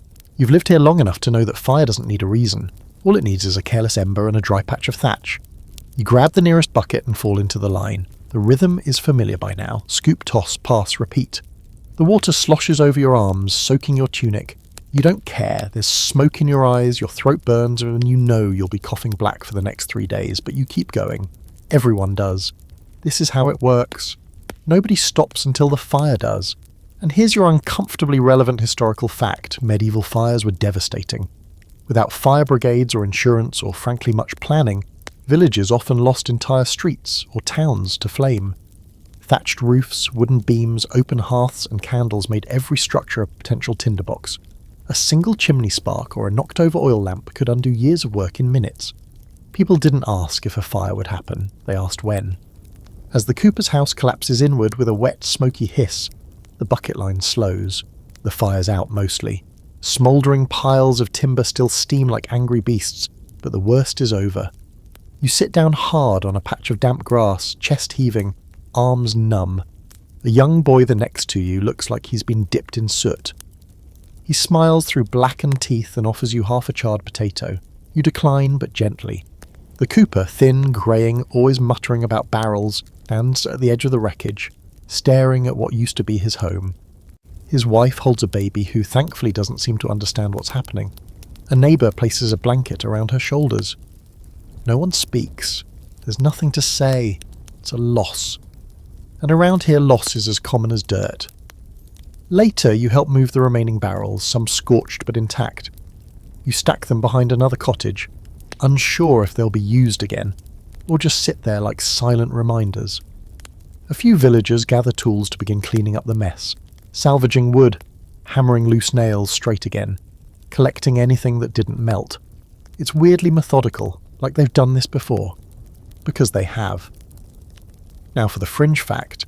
In many medieval villages, communities developed informal fire protocols, like designated water barrels outside homes, watch rotations, and even fire curfews, where people were expected to bank or extinguish their hearths at a certain hour. In some towns it was illegal to carry a candle after dark without a lantern, not because they were overly cautious, but because they'd already seen the worst happen, repeatedly. As the morning brightens and the sky clears, you head back toward your cottage, feet dragging, eyes burning. The old woman is sitting by the door, her expression unreadable. She hands you a bowl of something warm. You don't ask what it is. You just eat.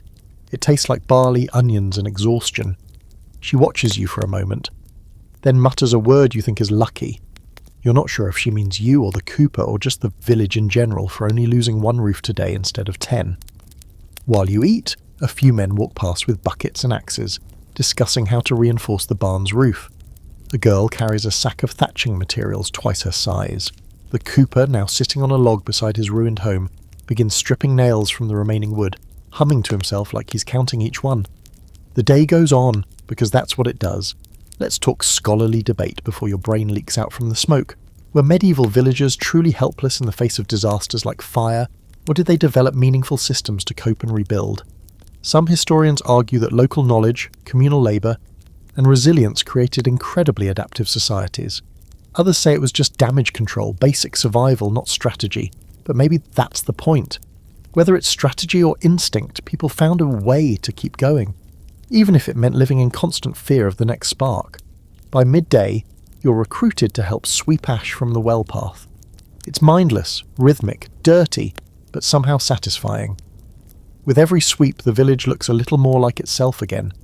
You even laugh once, when a goat walks directly through the path you've just cleared and stares at you like you're the problem. Back at the cottage that night, the old woman hands you a scrap of linen and nods toward the table. There's a small pile of tools, needles, thread, a few intact buttons. You've graduated to mending. It's hard on the fingers, but compared to hauling barrels and coughing soot, it feels like a vacation. As you sew a patch into your ever-disintegrating hose, the fire crackles softly.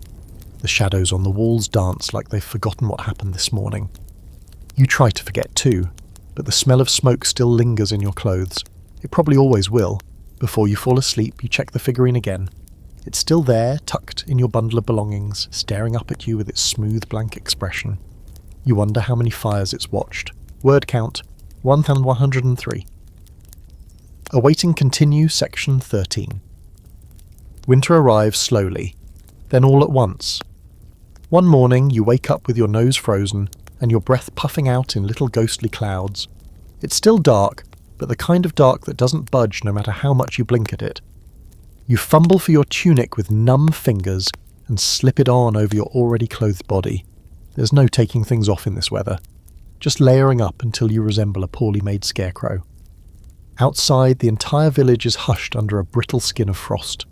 The grass crackles underfoot, every rooftop dusted in white like powdered sugar on a burned pastry. A thin sheet of ice coats the well bucket. You kick it to break the crust, and the cold water inside greets you like a slap. Welcome to winter in a medieval village. Hope you like being cold. Hope you really like it. There is no central heating, no hot showers, no wool socks from a cosy online store. There's the hearth, barely smouldering now, and a stack of firewood that looks a lot smaller than it did a week ago. The old woman is already up, crouched over the fire, coaxing it to life with the skill of someone who's done this more winters than she cares to count. She tosses you a chunk of kindling and a flinty look. You get to work. Your hands, already cracked from chopping and scraping and general medieval nonsense, ache as you feed the fire. The heat creeps out in grudging tendrils, not warmth exactly, more like slightly less coldness. Still, it's better than outside. Let's drop a historical fact here to frost your brain. For peasants, winter was the make or break season. Everything depended on how well the harvest went, how much wood you chopped, and whether the roof leaked in the right or wrong places. There was no real indoor time, just a different kind of labour. Mending, drying herbs, spinning wool, praying your potatoes didn't rot in the cellar before February. The cottage becomes a kind of shared cocoon. You, the old woman, and a cat who appeared 3 days ago and never left. It has half a tail and a deeply judgmental face. You don't question its authority. It curls on the fire-warmed stones and hisses when anyone gets too close. Food gets creative. The porridge is thinner. The roots have more texture, by which you mean they taste like wood. Once a week there's meat, or something pretending to be meat. The old woman doesn't say where it comes from, and you've learned not to ask. You just chew and nod. A fringe fact to chew along with your mystery stew. In desperate winters, people added filler to food. Tree bark, clay, ground bones.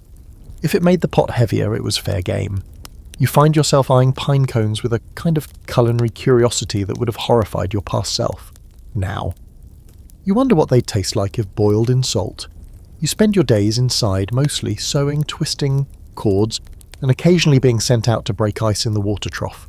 Your breath always fogs up in front of you, and your fingers never quite feel like fingers anymore, more like frozen sausages loosely attached to your wrists. One day you stuff hay into your tunic for insulation. It works, you just don't sit too close to the fire. Sleep becomes a negotiation. You curl up fully clothed, wrapped in 2 thin wool blankets and 1 large goose feather you found and adopted as a personal charm. The straw bed pokes at odd angles, but the alternative is lying on bare dirt. The old woman snores like someone playing bagpipes through a wet cloth. The cat sleeps on your chest. You've stopped resisting. At night, the cold is cruel in a new way.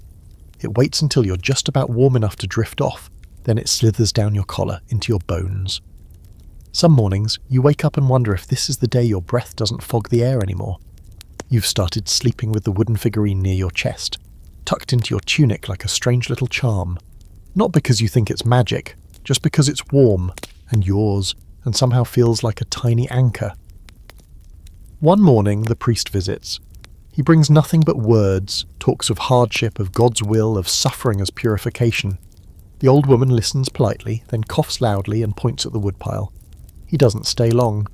And now for your scholarly debate to bundle up with, was winter truly a season of death for medieval peasants, or have we over-dramatised it? Some historians argue that communal resilience, food preservation, and shared resources helped villagers survive with surprising success. Others cite mass starvation, frostbite, and death records that spike dramatically from December to March. Honestly, as you sit here with frost on your eyebrows and soup that tastes like boiled rope, you're leaning toward the bleaker interpretation. On the rare days the sun peeks through, you go outside just to feel something other than damp wool and despair.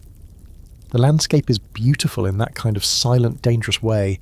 Hoarfrost glittering on bare branches, animal tracks across frozen mud. Once, you spot a deer in the woods. It stares at you. You stare back. You both decide not to make a move. By midwinter, the villagers are quieter. Less shouting, fewer arguments. Everyone moves slower. People conserve energy like it's gold. The fire becomes the centre of everything. Work, meals, conversations, silences. Even gossip is whispered now, like speaking too loudly might crack the air. You help hang dried herbs in bundles above the hearth. Some are meant to protect the home, others to treat coughs, or summon luck, or maybe just smell less like feet. No one explains. You don't ask. You wake one night to the sound of footsteps outside. You freeze, heart racing, but the old woman doesn't stir. The cat lifts its head briefly, then curls back into sleep. You inch toward the curtain, peer out, and see nothing. Just snow drifting sideways in the moonlight.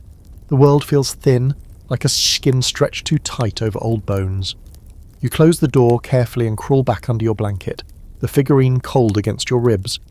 You think of the fire from weeks ago, the boy with the stolen boar, the healer with her pouch of twitching leeches. All of it feels distant now, like dreams you borrowed from someone else. But winter makes memories strange like that. Before you fall asleep again, you whisper a thank you to the fire for not going out. It doesn't answer, but it crackles just once, like it heard. Word count, 1003. Awaiting continue section 14.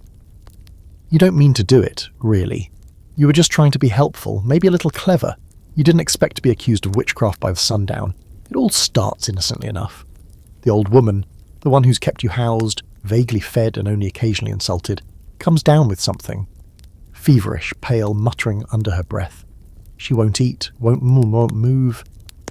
She just lies bundled in the corner of the cottage, occasionally swatting at invisible things with one shaky hand. You recognise the signs. Maybe flu, maybe pneumonia, maybe just sheer exhaustion. The others don't know what to do. They bring her broth, which she spits out. They offer herbs, but she won't swallow. You sit beside her, wiping her forehead with a damp cloth, listening to her raspy breathing and wondering what this place does with the dying. You're pretty sure there's no hospice, so after a full day of sitting and sweating with worry, you do the only thing you can think of. You try something in modern. You remember a tea your grandmother used to make back in the real world? Ginger, honey, lemon, it worked for both colds, helped sore throats, calmed nerves. You don't have ginger or lemon, you do have hot water, bit of forage mint from the edge of the woods, and honey, scavenged from a comb stored in a pot above the hearth. It's not an exact science. It's not even science. It's a gesture, a kindness. You brew the mixture in a cracked earthen cup, blow on it until it stops steaming, then carefully lift it to the old woman's lips. She sips, only a little, but she swallows. And for the first time all day, her eyes focus. Just for a second. You feel proud, useful, maybe you're getting the hang of this whole medieval life thing, until someone sees you. It's the neighbour, the one with the permanent scowl and the goat that hates you. She appears in the doorway, sees you crouched over the old woman and narrows her eyes. You smile. She doesn't smile back. She mutters something and backs away fast. By sunset, the whispers have started. They don't call you a witch outright, not yet, but the tone shifts. People speak quieter when you're near. They watch you longer. Children scurry behind doors when you pass. A man walking past you near the well frowns and mutters something about tongues of fire. You're not sure if he means your tea or your tendency to say things that make no sense in their language. The healer arrives that evening, summoned with some urgency. She checks on the old woman, smells the cup you left by her bedside, and gives you a look that's not quite angry, but not entirely pleased either. She mumbles something, then packs her things with more noise than necessary. As she leaves, she doesn't look back.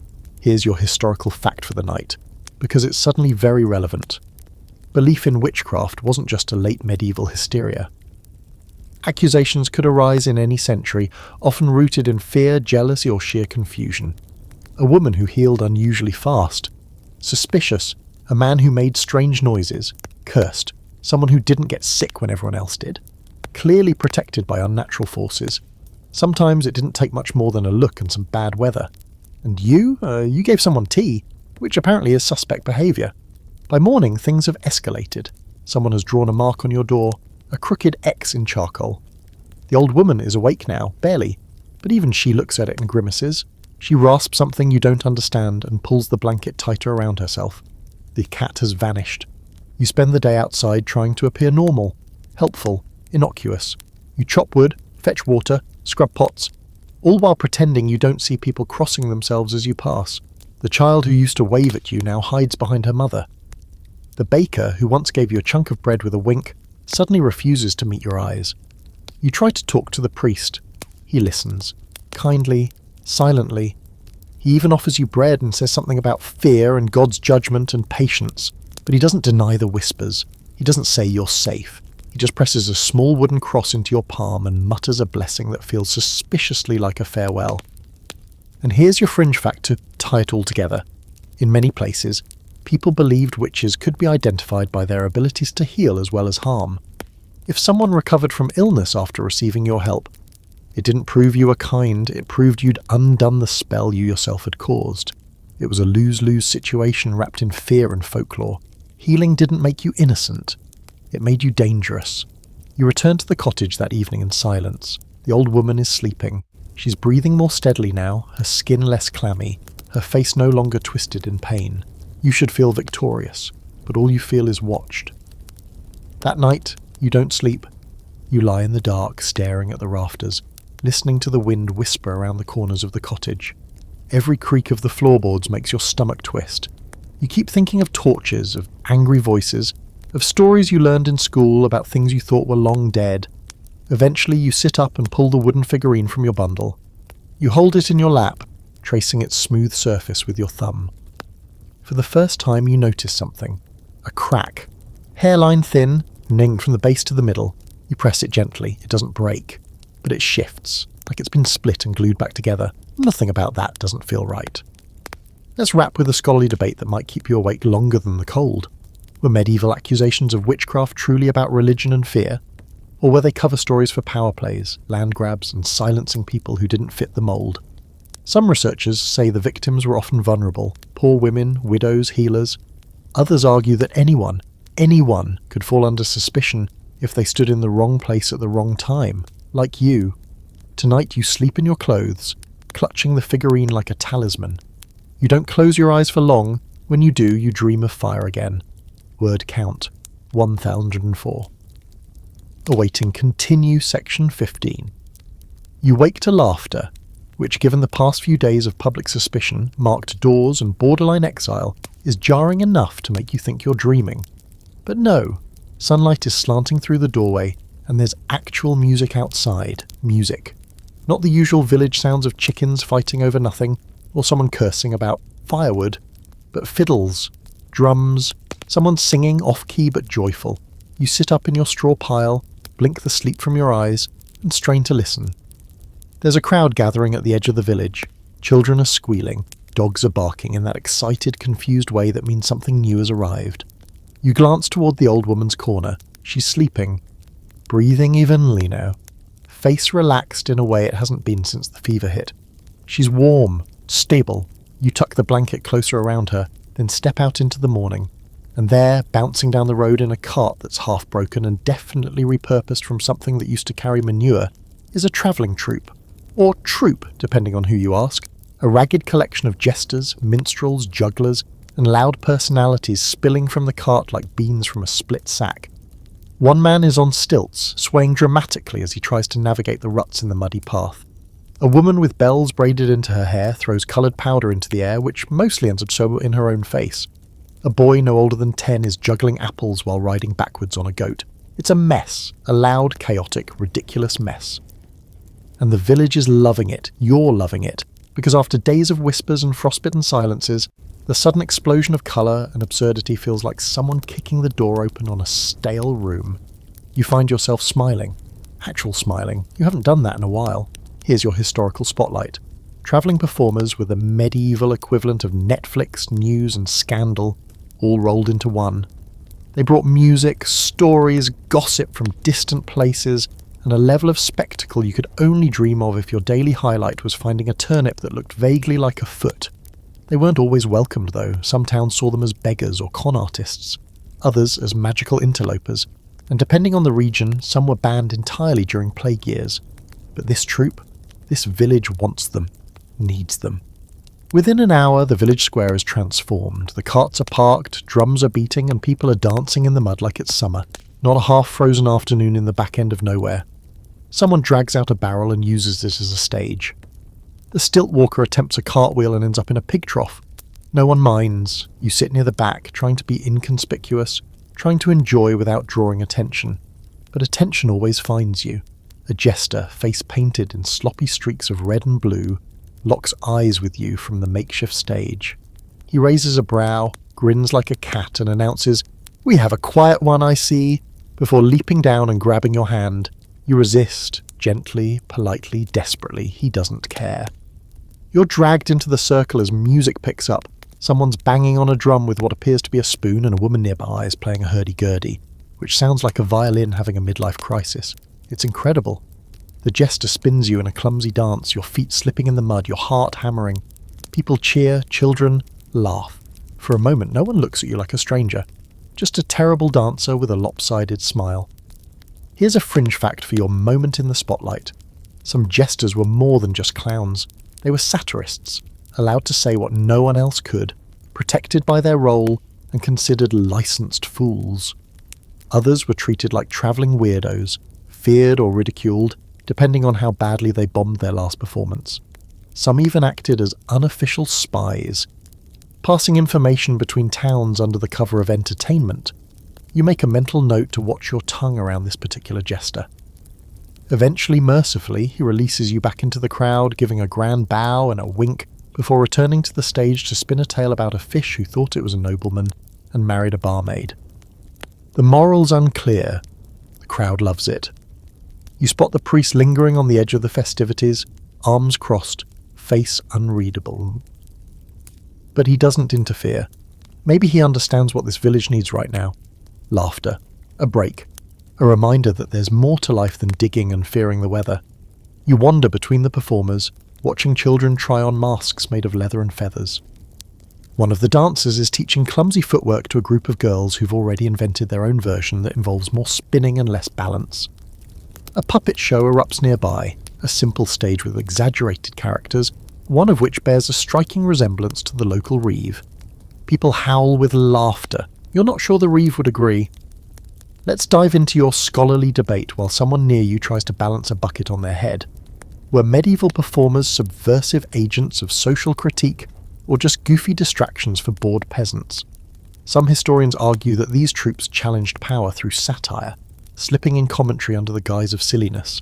Others say they were harmless diversions, tolerated until they overstayed their welcome or made a joke too close to the truth. Either way, their role was vital, bringing connection and colour to lives painted mostly in brown and grey. As the sun dips behind the trees, the troop lights small fires, and someone starts roasting chestnuts. A girl offers you one. It's warm, sweet, and slightly burnt. You eat it in one bite. Then comes the strange part. A man you hadn't noticed before, a fiddler with hair like straw and a cloak stitched from dozens of scraps, steps up to the centre of the square. He doesn't speak, doesn't smile, he just begins to play. The music is wrong, not bad, not ugly, but haunting. Too beautiful for this place. It twists in the air like smoke, pulls at your chest. People quiet. The laughter fades. Even the children sit still.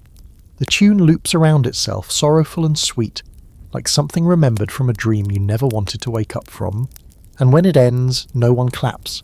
They just sit there for a moment, breathing, unsure of what to say. You feel the wooden figurine warm against your chest. Later that night, back in the cottage, you find the cat has returned. It curls beside you like nothing ever happened. The old woman opens one eye, croaks, no fire, and closes it again. But you light a small one anyway, because in a world this cold, laughter can't be the only thing that burns. Word count, 1103. Awaiting continue, section 16. The travellers are gone by morning. No fanfare, no goodbyes, just wheel tracks in the frost and a few forgotten scraps of costume fabric tangled in the hedgerows. You find one, bright green with a silver bell still stitched to the corner, half buried in the mud near the well. You pocket it without thinking, already missing their ridiculous noise, their colour, their welcome absurdity. The village feels quieter now, like someone turned the volume down and the cold up. But the joy doesn't last long. By midday the mood changes. It starts with a knock at the cottage door. Loud, rapid, and insistent. Not the polite kind of knock. Not the "I brought you a carrot" knock, but the "someone's about to make a scene" kind. You open the door to find the reeve, red-faced and grim, flanked by two men you don't recognise.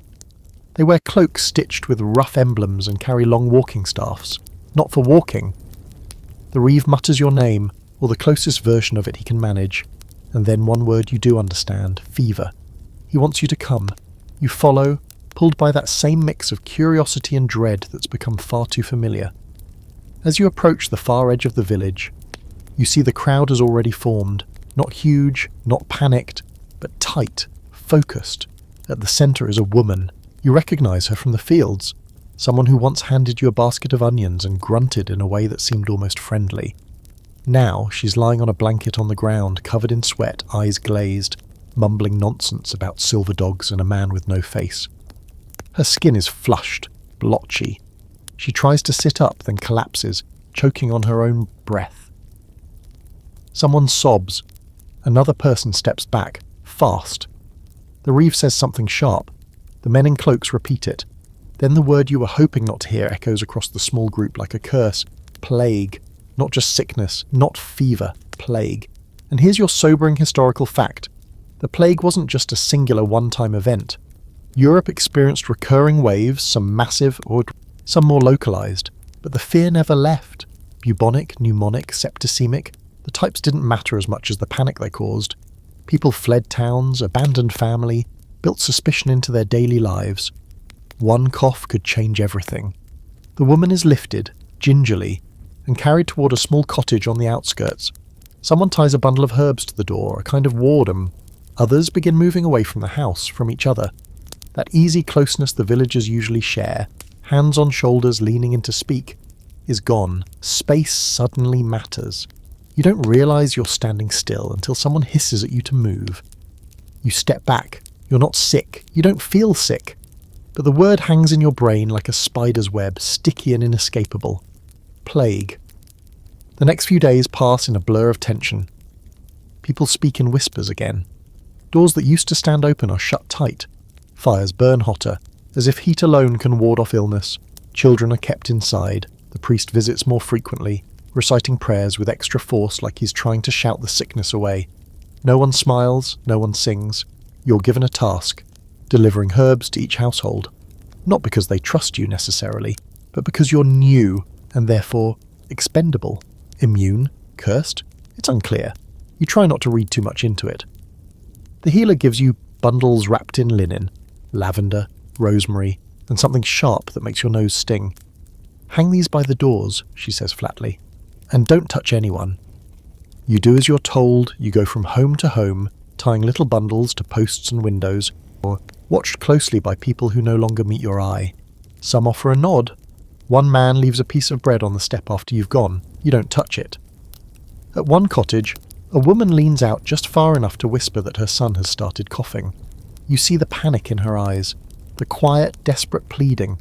She doesn't ask for help. She doesn't need to. You leave the strongest bundle you have and walk away without speaking. Here's a fringe fact that's probably not comforting. Many people believed plague was spread by bad air, miasma, and so they burned herbs, wore masks stuffed with flowers, or carried pomanders to ward it off. Some of these methods had accidental merit. Certain herbs do repel fleas, but they had no idea about bacteria, contagion, or the real mechanics of infection. They were fighting shadows with scented smoke. And now the shadows are closing in. On the third night you're summoned again, this time to the priest's house. You've never been inside. It's surprisingly bare. Wooden furniture, a cold hearth, and a single crude cross carved into the wall. He looks older in his own space, smaller. He pours you a drink, bitter, dark, and sits across from you, silent for a long time. Finally he speaks, slowly, clearly. He says the woman, the one you gave tea to, is still well, and others have noticed. He's not accusing, not yet, but he's asking, what are you? Who are you? Why do the sick around you get better while others waste away? You don't have a good answer. You just sit there, frozen, heart pounding, trying to explain that sometimes people just recover, that you don't know why the tea worked, that maybe it didn't work at all and she was just stronger than they thought. But none of those words come out. Because in this world, reason doesn't always win. Stories do. And your story, it's getting complicated. He tells you to be careful, to stay away from the sick, to avoid being alone with anyone who dies. He doesn't say it, but you understand one wrong move, one slip, and the rumours that have been trailing you like smoke might catch fire. Here's your scholarly debate, appropriately grim. Did plague paranoia actually protect communities through makeshift quarantines and avoidance, or did it just fracture them into pockets of suspicion and cruelty? Some historians point to the early roots of public health, segregation of the sick, use of masks, regulation of burial practices. Others argue it broke villages. leading to fear-driven scapegoating and the brutal targeting of outsiders, healers, or anyone seen as other. You fall asleep that night clutching the fabric scrap from the jester's costume. It still smells faintly of smoke and whatever perfume he'd doused himself in. You miss the music, you miss the laughter, but most of all, you miss the feeling of being seen without fear, and when you dream, it's not fire this time, it's the village, silent, empty, every door marked, and you standing in the square, alone. Word count, 1002. Awaiting continue section 17, you're assigned to the night watch. It's not glamorous. No sword, no dramatic torchlit patrol, just a splintery pole, a lantern with more soot than flame, and a rough wool cloak that smells like a fermented goat. You don't know if this is a promotion, a punishment, or simply a way to get you out of the cottage at night. The Reeve doesn't explain. He just shoves the pole into your hands and says something about fire. Does. You nod. That seems to cover most medieval problems. They send you to the north edge of the village, near the woods, the one place no one really wants to be after sunset. Not because of wolves or bandits, but because of stories, whispers, old paths that lead to nowhere, lights that flicker and vanish. You heard them around the fire your first week here, tales told by grandmothers with knowing eyes and too many missing teeth. You didn't believe them then, you're not sure you believe them now, but here you are, standing in the cold alone with a lantern that sputters every time the wind sighs. The watch lasts from sundown to sunrise, or until your limbs go numb, whichever comes first. The path you're assigned to patrol is narrow, lined with sagging fences and thorny brush. The ground is frozen solid, which is a blessing because it means you won't fall into anything too gross in the dark. It also means your boots are about as effective as wooden blocks strapped to your feet. You walk slowly, half dozing, lantern swinging by your side. The light barely cuts the darkness. It just makes shadows dance along the hedgerows. Every rustle becomes suspicious. Every creak of a branch becomes a footstep. Your mind plays tricks on you, feeding you your own fears on a loop. Somewhere near the churchyard, a rat the size of a house cat scurries across the path, dragging something that looks disturbingly like a chicken foot. You freeze, the rat freezes. You stare at each other like reluctant colleagues on the worst night shift imaginable. Then it vanishes into the undergrowth, and you try to pretend that didn't just happen. Let's pause here for a historical fact to keep you company. Night watches were a real part of medieval village life. With fire as a constant threat and theft not far behind, many communities took turns keeping vigil while others slept. Sometimes it was voluntary, sometimes it was punishment. And often, the watchman was more likely to fall asleep or drink himself unconscious than actually catch anyone. You decide to stay somewhere in the middle, semi-alert, mostly cold, only slightly haunted. You stop by the well to rest.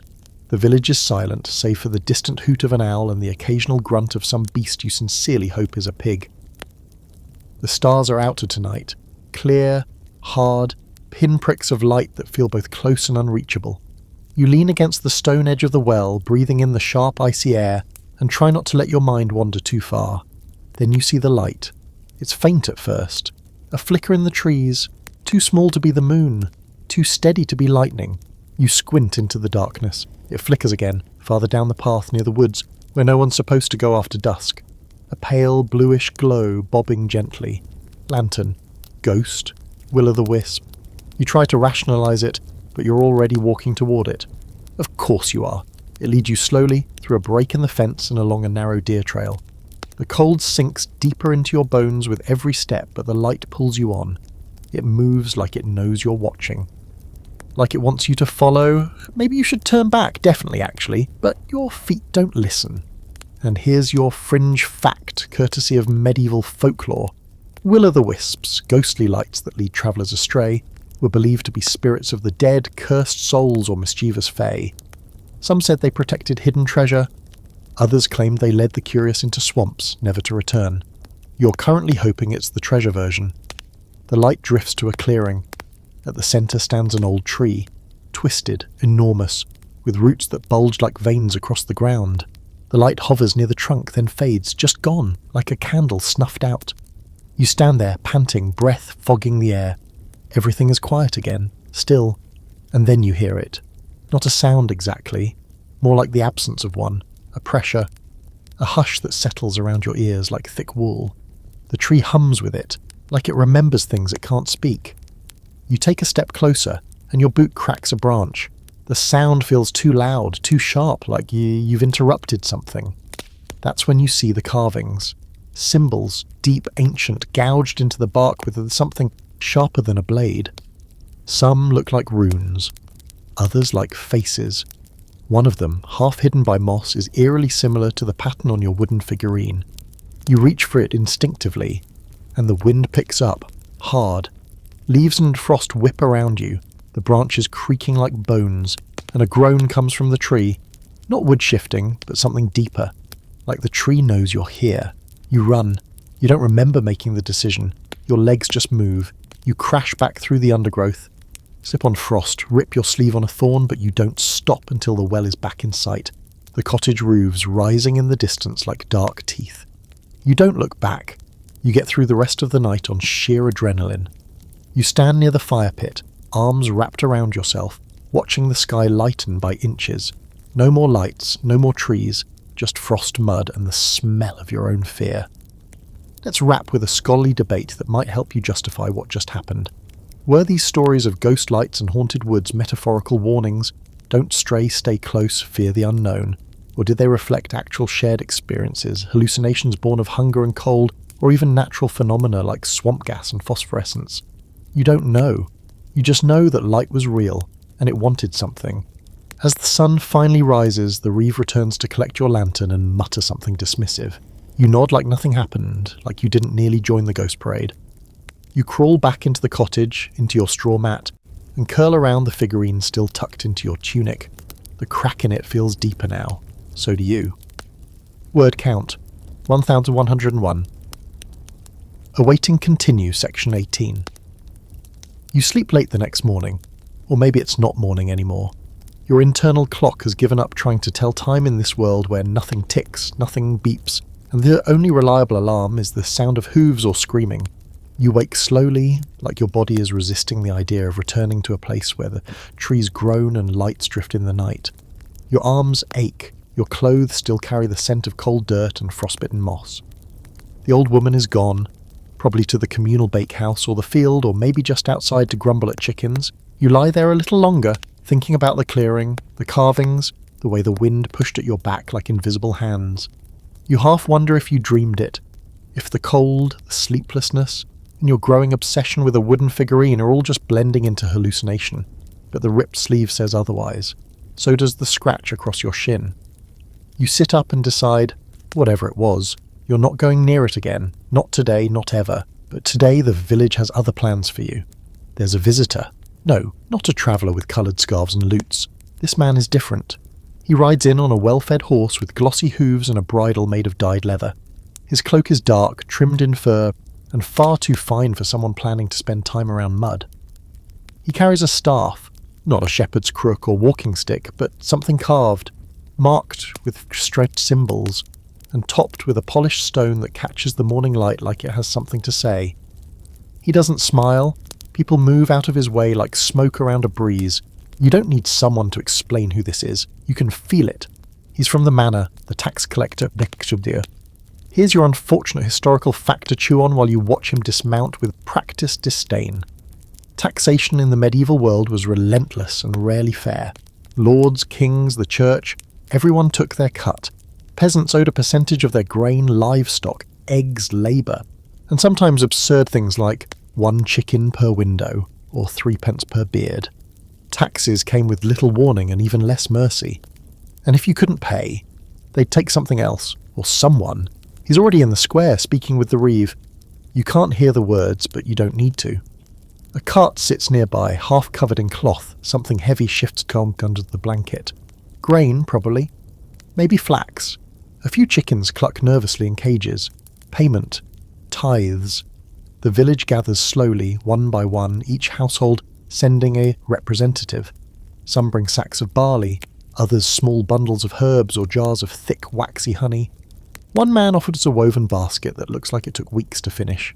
The tax collector barely glances at it before handing it to a scribe, another stranger, younger, scribbling furiously with a feathered quill on a roll of parchment so long It has to be rolled up behind him like a tail. You try to stand near the back. You're not even technically on the books. What are they going to tax you for? Breathing? But then the reeve gestures toward you, says your name, not your real one, but the version they've settled on, the shape of it wrong in their mouths but close enough to point a finger. You step forward, cautious. The tax collector looks at you like one might look at a pile of damp cloth. He says something slow and deliberate. You catch the words no record, guest, and debt. Your heart sinks. They are taxing you anyway, because you've stayed, because you've eaten, because in their eyes, you've benefited. Hospitality doesn't come free, not here.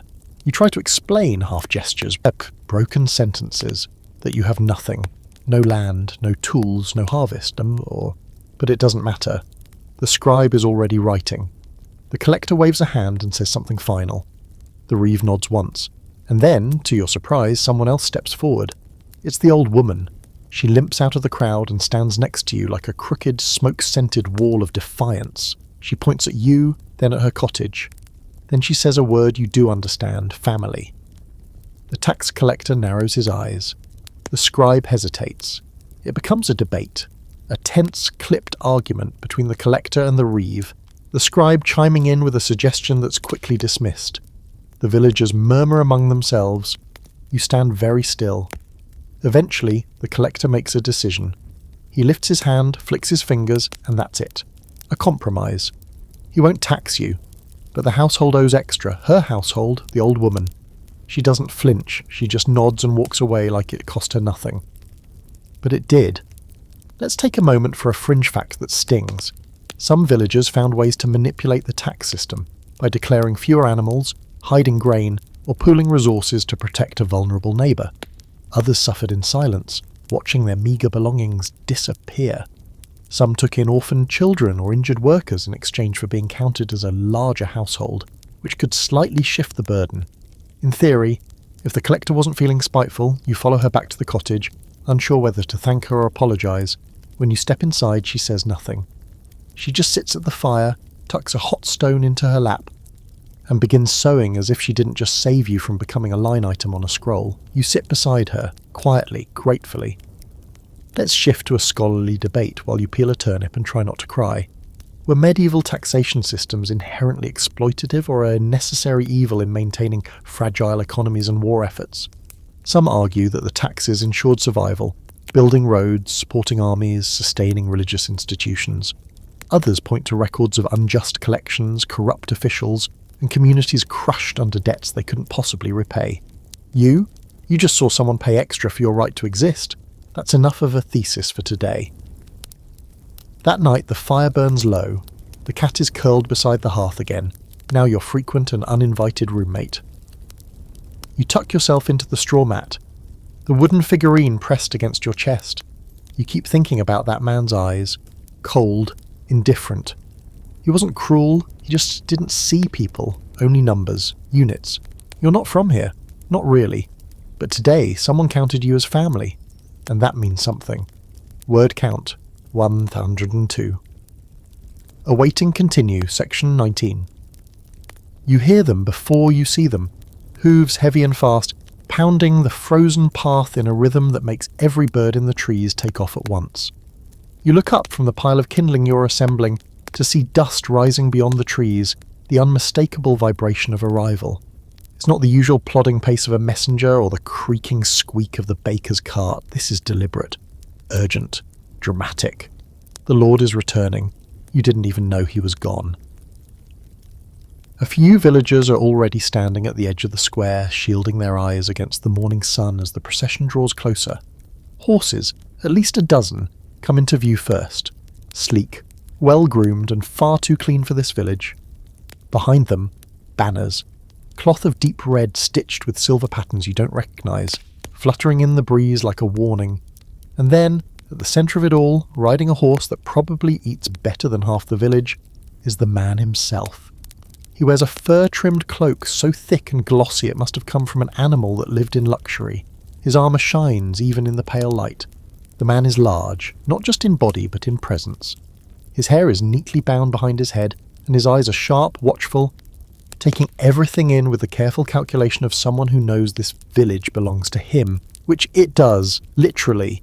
No one bows exactly, not full-on grovelling, but everyone stiffens, lowers their heads, mumbles something that probably translates to "welcome back, please don't notice me." You follow suit, though you risk a glance. You want to see what power looks like here. It looks bored. The Lord rides through like a man reviewing livestock. His gaze sweeps over the homes, the well, the thatched roofs, the people. There's no anger, no joy, just confirmation. His lands still exist. His people are still alive. No one has run off with the sheep.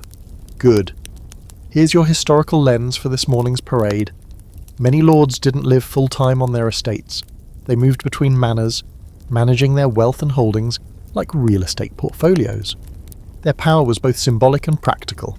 They owned the land, enforced laws, collected rents, and led the men into battle when war came knocking. Lords could be benevolent or ruthless, usually both. Once dismounted, the lord disappears inside the manor house with a handful of men and at least 3 dogs that look more decorative than useful. The rest of the village exhales. One man mutters something about counting chickens. A woman hurries off to bake something impressive. The reeve wipes his forehead like he's just been threatened by a thundercloud. By mid-morning, changes begin. Servants from the manor spread through the village with instructions. Firewood is to be stacked neatly. No more leaning piles. Tools are to be returned to the forge for sharpening. Children are scrubbed, fences patched. If the lord's here, everything must be better, cleaner, more lordly. You're recruited to sweep the path to the manor. Not just clear it, sweep it, with a bundle of twigs tied with string and a stern warning not to scuff the edges. You spend the better part of an hour brushing away dust and goat droppings while muttering under your breath. Then comes the summons. A boy, too young to be this smug, tells you the Lord wishes to meet the outsider. That's you, by the way. Not guest, not worker, just outsider, and you almost ask if it's a mistake. It's not. You're led into the manor, through heavy doors and into a hall that smells like old leather, smoke, and decisions you weren't invited to. The Lord sits in a high-backed chair, carved with animals that don't exist anymore. There's a roasted bird on the table in front of him. He's not eating it, just slicing it apart while watching you like a hawk with a hobby. He gestures for you to step forward. You do, and then, because he's clearly the type who enjoys drama, he says nothing, just studies you. Then finally, you're the one with the charm. Not a question. Your hand goes instinctively to the figurine in your tunic, though you don't pull it out. You feel your pulse in your throat, in your fingertips. You manage a nod. The Lord tilts his head. They say the old woman recovered after you tended her, that you walk unharmed where others fall sick. Another pause. That you see things. You want to deny it, but your mouth is dry. And part of you, an unhelpful part, remembers the light in the woods, the clearing, the carvings, the way the wind bent to your presence like it recognized you. I see, he says, before you can speak. Here's a fringe detail for your mounting panic. Lords, especially in rural regions, were often deeply tied to local superstitions. They enforced the king's law, yes, but they also protected their land from more than just thieves and tax dodgers. They were gatekeepers of the strange, and sometimes participants. Some kept relics, some funded abbeys in exchange for spiritual favours. Some dabbled in darker things. The Lord stands slowly, walks toward you with the quiet confidence of someone who's never slipped in mud or worn anything itchy. I don't care what you are, he says, but if you bring trouble to my village, you'll regret ever waking up here. And then, just as calmly, tell me if the dreams change. Before you can respond, he waves you away. You're dismissed. You stumble out of the manor, head spinning. The boy is gone. The hall is colder than it should be. Outside, the village looks normal, like it hasn't just shifted slightly on its axis. But it has. You feel it. Let's wade into a scholarly debate to ground you. Were lords truly rational landowners, or did they often cross the line into folklore, magic, and manipulation? Some scholars argue that noblemen clung to control by embracing rituals and signs, especially in rural areas with little oversight. Others claim those tales are exaggerations, superstitions misunderstood as policy, but after that conversation, you're not sure where that line is anymore. That night, the cottage feels smaller. The old woman notices your silence but says nothing. She just hands you a bowl of stew and sits beside you by the fire. You eat. Slowly. The figurine is warm again against your skin. You don't sleep, because now you know 2 things. The Lord is watching, and he believes you dream. Word count 1103. Awaiting continue. Section 20. The lights return 2 nights later. You're not looking for them, not wandering around after dark like some curious forest gremlin with a death wish. You're lying on your back, straw mat beneath you, trying to breathe slowly enough a brain into thinking everything is fine. Outside, the wind rattles the shutters. Inside, the fire is low, the cat's snoring, and the old woman has drifted into that shallow, creaky sleep that sounds like a haunted house sighing. And then it happens. Just as you begin to fade, that same blue glow slices across the wall. You bolt upright. The light doesn't flicker like fire. It pulses, soft and unnatural, like moonlight that forgot how to behave. You scramble quietly to the door, the figurine already clutched in your hand without you realizing. You peek through a gap in the curtain and see it. Not one light. 3, moving in tandem just beyond the tree line, dancing slowly, bobbing side to side like they're searching for something. You don't tell the old woman, you just grab your cloak and follow, because of course you do. You slip out into the cold, following the path past the well, past the fields now dusted in frost, your breath hanging around your head like a second ghost. The lights drift toward the woods again, those same cursed woods where the air feels thick and the shadows always stretch too long. But this time, they don't go to the tree. They turn, they lead you along a winding path deeper than you've ever gone. You push through brambles and branches that snag your sleeves. A branch snaps beneath your foot, but the lights don't react. They just continue, slow and steady, until they reach a small clearing. There's a circle. Not made of stones like before, but of people. Figures in cloaks, standing in silence, arranged in a perfect ring. You freeze behind a tree, heart thudding so hard you're sure they can hear it. The lights hover above the group like floating lanterns. No fire, no smoke, just glow. You recognize none of them. Not by face, not by voice, but they're speaking. Not loudly, not in words you know. It's a low, rhythmic chant, like wind through reeds, like water gurgling over old bones. One person steps forward. He removes his hood. It's the fiddler from the travelling troupe. He's different now, his face gaunter, eyes too bright. He holds a staff, not ornate like the tax collector's, but knotted wood etched with carvings that hum with familiarity. He speaks, louder now. The words are clearer. The line thins, he says, and she has it. The mark, the object.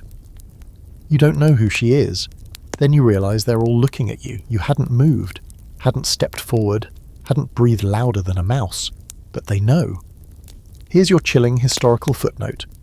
Many villages had their own secret societies, traditions passed down outside of church walls, sometimes for healing, sometimes for curses, sometimes just because someone's grandmother once taught them to whisper to the wind. And sometimes people gathered in woods, in circles, and said things they didn't admit to in daylight. You back away slowly, but a woman, older, sharp-eyed, scarred down one cheek, lifts her hand. "No need to run," she says, her voice like cracked honey. "You've been walking to us since you arrived." Another speaks. "The charm drew you here. You were chosen, or sent." You glance down at the figurine. It glows. Not bright, just a soft pulse, like a heartbeat. "Do you know what you carry?" the fiddler asks. You shake your head. It's a tether, a vessel, a gate. You want to laugh, you want to scream, but all you can say is, "I didn't ask for this." "No one ever does," says the woman, "but some carry it better than others." They approach, not fast, not threatening, just too closely. You're encircled before you can move, hands held out not to take, but to show. Each holds something, a bone, a bundle of dried herbs, a smooth black stone, a strip of red cloth, ritual objects, symbols, tools. You don't know what any of it means, but somehow you do. The fiddler lifts his staff. "We don't want you to choose now, only to understand. The veil is thinner this year. The old blood stirs, and you dream." There it is again. Dream.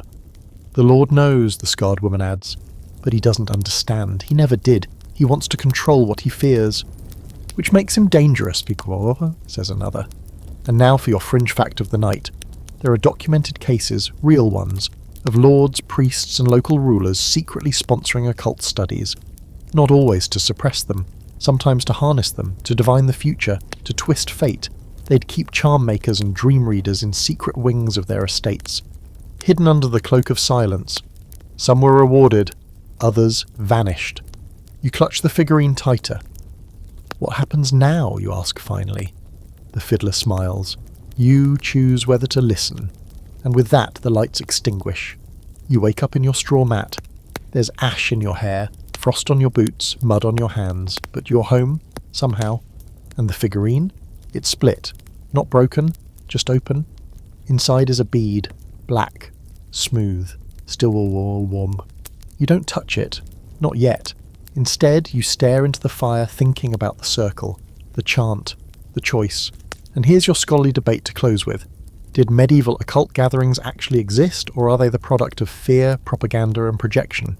Some historians argue for real, localized ritual traditions, pagan roots that refuse to die. Others say the records were confessions under torture, misinterpretations by paranoid authorities. You were there.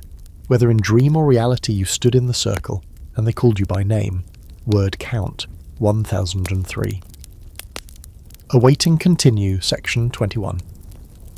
The next morning arrives like a hangover made of fog. Heavy, slow, grey in every direction.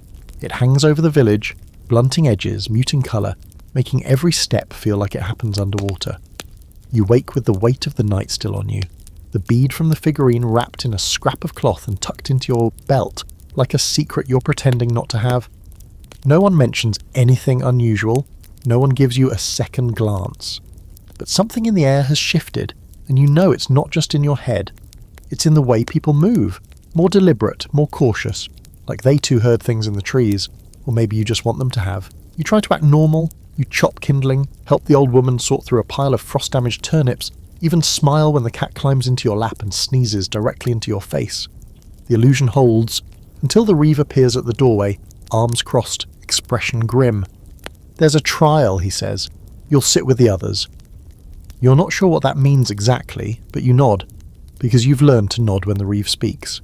And within an hour you're being led with half the village toward the centre of the square, where a large wooden stool has been dragged out like it's about to give a solo performance. The accused is already seated. It's a boy, maybe 15, skinny, wild-eyed, mud still streaked down one cheek. He's missing a shoe. Or maybe it was never there to begin with. His name is Elric, someone tells you quietly, and you realise you've seen him once or twice chasing chickens and getting yelled at by his uncle. Apparently this time he chased something else. He stole a goose. You almost laugh, you really do. A goose? But then you see the bird, tied up nearby, squawking like it's giving testimony. And you realise, this is serious. Deadly serious. Let's slip in your historical context before things get louder. Medieval courts existed at all levels, from royal halls to village greens. Manorial courts like this one dealt with local disputes, often petty, occasionally dangerous. Theft, grazing animals where they shouldn't graze, not attending church, brewing bad beer. Yes, that was a real charge. Trials were community events, equal parts punishment and performance. Sometimes there was justice, sometimes there was just a scapegoat and a bored lord. In this case, no lord. Just the reeve, the priest, and 3 other elders who look like they have been carved from the same piece of timber. The crowd encircles the boy like a human fence. You're pulled to the front, close enough to see Elric's hands shake. The trial begins. The reeve calls the charges. Theft of livestock, disruption of property, dishonour to his uncle's household. You can tell the last one stings the most. The uncle, standing nearby with a face like spoiled milk, nods along like this is the climax of a personal vendetta. Elric speaks next. His voice cracks. I didn't steal it. It followed me. A few people snort. One woman mutters something about that old excuse. The reeve asks questions. Did he feed it? Did he call it by name? Did he tie it with twine and attempt to trade it for a carrot? Apparently, yeah, he did. Elric's face burns red. He stammers something about hunger, and no one noticing it was gone. The priest crosses himself like the boy just confessed to summoning a demon made of feathers. Then comes the goose's owner, a man with too many teeth and a reputation for measuring things that aren't his. He claims emotional distress, claims the goose is traumatized. The bird honks as if on cue. which might actually work in Elric's favour if the village weren't taking this so terribly seriously. The punishment is discussed. Options include a public whipping, 3 days in the stocks, a fine of 2 hens, or, if the goose were harmed, removal from the village entirely. Banishment.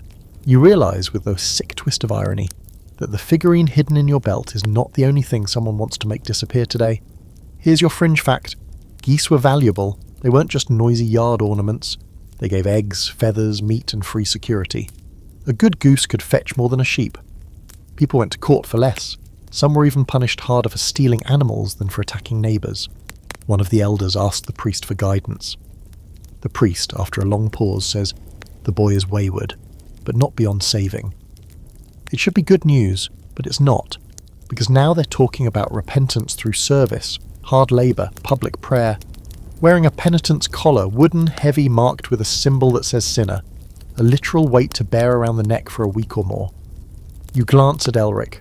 He's shrinking by the second. The Reeve calls for a vote. One by one, hands are raised.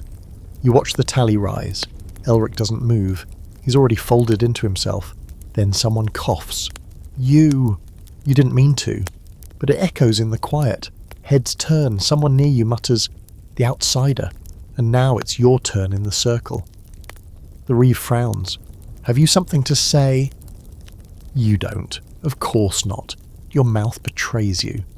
"He's just a boy," you say. "He was hungry." A pause, a long, full stop of a moment. The Reeve squints at you. "And you would feed him?" It's not a question. It's a dare. You nod. Another beat of silence. Then the priest speaks. Perhaps she should take responsibility for him then, if she knows his stomach so well. You want to argue, but your head nods again, because in this village, silence is permission, and permission is fate. The final vote is cast, no stocks, no flogging, just a week under your watch working off his debt. The Reeve looks relieved, or maybe bored. He bangs a staff against the ground. Let it be done. The crowd disperses. The goose is untied and struts away with more dignity than anyone else present. Elric is handed off to you like a wet sack of guilt. And here's your scholarly debate. Did communal justice foster empathy or conformity? Were these trials exercises in shared morality or control mechanisms to keep everyone in line? Some say village courts offered a voice to the people. Others argue it was theatre with predetermined scripts. You just saved a kid from being beaten over a goose. You and Elric walk back to the cottage in silence. He smells like old hay and desperation. The cat hisses when it sees him. The old woman raises one eyebrow, then mutters, "You collect strays now?" You don't answer. You just hand Elric a bowl and a spoon and point to the bench. That night you lie awake thinking about the circle in the woods, and the one in the square, not so different, really. Word count, 1102. Awaiting continue, section 22. You don't know what day it is anymore, but everyone in hell seems to. There's a buzz in the air the moment the sun rises. An actual buzz, like someone shook the village and sprinkled it with powdered anticipation. The Reeves shouting commands. Children are being scrubbed, their protests echoing from every corner. People carry bundles of cloth, baskets of food, and long wooden poles wrapped in faded ribbons. Even the goats seem excited, though that might just be the general chaos making them extra twitchy. You ask the old woman what's going on. She snorts and says feast date like it's obvious. You ask which one. She shrugs. The one with drums? You get the sense no one really remembers what the feast is for. Saints, harvest, particularly merciful rainfall one summer. But the fact that it's happening is more important than the details. After weeks of illness, tension, rumours and freezing nights, the village is starving for joy, or at least heavily salted stew. By midday, the square is transformed. A long table has been assembled from borrowed planks and whatever vaguely flat surfaces people could drag out of barns. Scraps of faded cloth are draped between poles, fluttering in the wind like they're trying very hard to pretend they're banners. A fire pit blazes near the well. People laugh more freely than usual. There's meat roasting. Actual meat. You don't ask what kind. The smell is good enough to override curiosity. Here's your historical slice of context. Medieval feast days weren't just about religion. They were lifelines, punctuations in a year otherwise dominated by labour and survival. Some were sacred, others were excuses to drink until your legs forgot how to function. Often they mix both with little concern for consistency, and critically, they mark time in a world where most people didn't own calendars. Elric is still your awkward shadow. Since the trial he's been quiet, not sullen, just canoes. Like he's waiting for the punishment to begin in earnest. You haven't told him there is no formal punishment. Just chores, meals, maybe a few lectures about not trading livestock for vegetables. Today he hovers near the edge of the square, unsure whether he's allowed to enjoy any of it. So you hand him a piece of roasted turnip and shove him gently toward the nearest group of boys. He stumbles into a game that seems to involve hitting each other with sticks until someone yells loud enough to end it. Close enough to friendship, the old woman, surprisingly, lets herself be coaxed out into the square too. She settles on a stool near the fire, wrapped in 2 shawls, gnawing on something she claims is rabbit, but might be optimism. Her eyes are softer today, and when someone offers her ale, she doesn't even growl. You find yourself next to the baker, who still refuses to smile at you but does hand over a bun stuffed with dried apples and what might be old cinnamon. It's dry, it's chewy, it's perfect.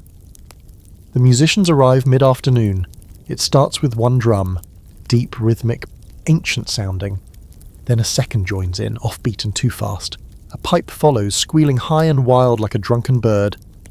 Before long, a makeshift band is formed in the square, and people are clapping, stomping, dancing badly. Here's your fringe detail to stomp along to. Dance in medieval Europe wasn't always about performance. It was about ritual, bonding, and occasionally survival. Circle dances warded off illness. Paired dances foretold marriage. Some were banned by the church, especially the wild, spinning ones that seemed to possess people. But the dances never stopped. They just moved out of sight. You get pulled into one by a woman with 3 missing teeth and absolutely no sense of tempo. It doesn't matter. You spin until you're dizzy, stomp until your feet ache, and laugh until your ribs hurt. No one's watching you like an outsider today, just someone clumsy with rhythm. Then the drums stop, just nap. Silence. Everyone turns to look. The ale has run out. You'd think a bear just walked into the square holding a torch and a tack scroll. There's a moment of collective mourning, then panic. The brewer, a hunched man with suspiciously stained hands, throws up his arms and declares that the second barrel was stolen. Accusations fly. A child sobs. A woman demands answers. Someone suggests this is divine punishment for letting a goose thief go unflogged. And then, because of course it happens now, someone brings out the other drums. Not the cheerful, thumpy ones, the old ones. The ones pulled from a dusty trunk behind the forge, wrapped in waxy cloth and whispered about more than played. These aren't instruments, they're artifacts. The village is quiet as the first one is unwrapped. It's made from a single hollowed log, painted in strange spirals. The hide stretched across it isn't cow, it's thinner, pale. You don't ask, you don't want to know. A young woman, normally silent, always watching, kneels beside it and begins to play. The rhythm is slow, deep, like breathing from the earth. The air shifts. People don't dance to this drum, they listen. Then another joins in, and another. 3 drums weaving together something older than the village. The fire crackles louder. The sky seems darker, though the sun hasn't set. And here's your scholarly debate for this unsettling moment. Did medieval music tap into communal memory and belief in ways we don't fully understand? Some scholars suggest certain rhythms were designed to induce trance, connect communities to older, pre-Christian traditions. Others argue it's nonsense, coincidence dressed as meaning. You're not sure, but you know this isn't just music. The figurine at your belt grows warm again. You back away from the fire as the drums swell. Elric finds you, eyes wide. "Are they praying?" he whispers. "No," you say. "Not to anything we know." Then, without warning, the rhythm cuts off. The last beat echoes into the square like a final breath, silence. Someone coughs. The mood breaks. People blink like they've just woken from a nap they don't remember taking. The old woman shakes her head and mutters, "Stupid kids with stupid drums," but she's gripping her shawl like it might jump off her shoulders. The feast resumes, slowly, but it's different now. Quieter. Like everyone got too close to something old and realised they didn't want to see its face. That night Elric says nothing as you both sit by the fire. He just stares at the figurine when you think he's not looking. You don't sleep easily. The beat still echoes in your chest. The feast was for joy, but joy always invites something else. Word count, 1002. awaiting continue. Section 23. It's raining now, not the heavy, satisfying kind that drums on the roof and washes everything clean. This is the miserable kind, thin, persistent, cold.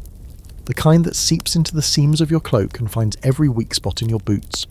It's been falling for 2 days straight, turning the paths into slush and the air into a constant wet sigh.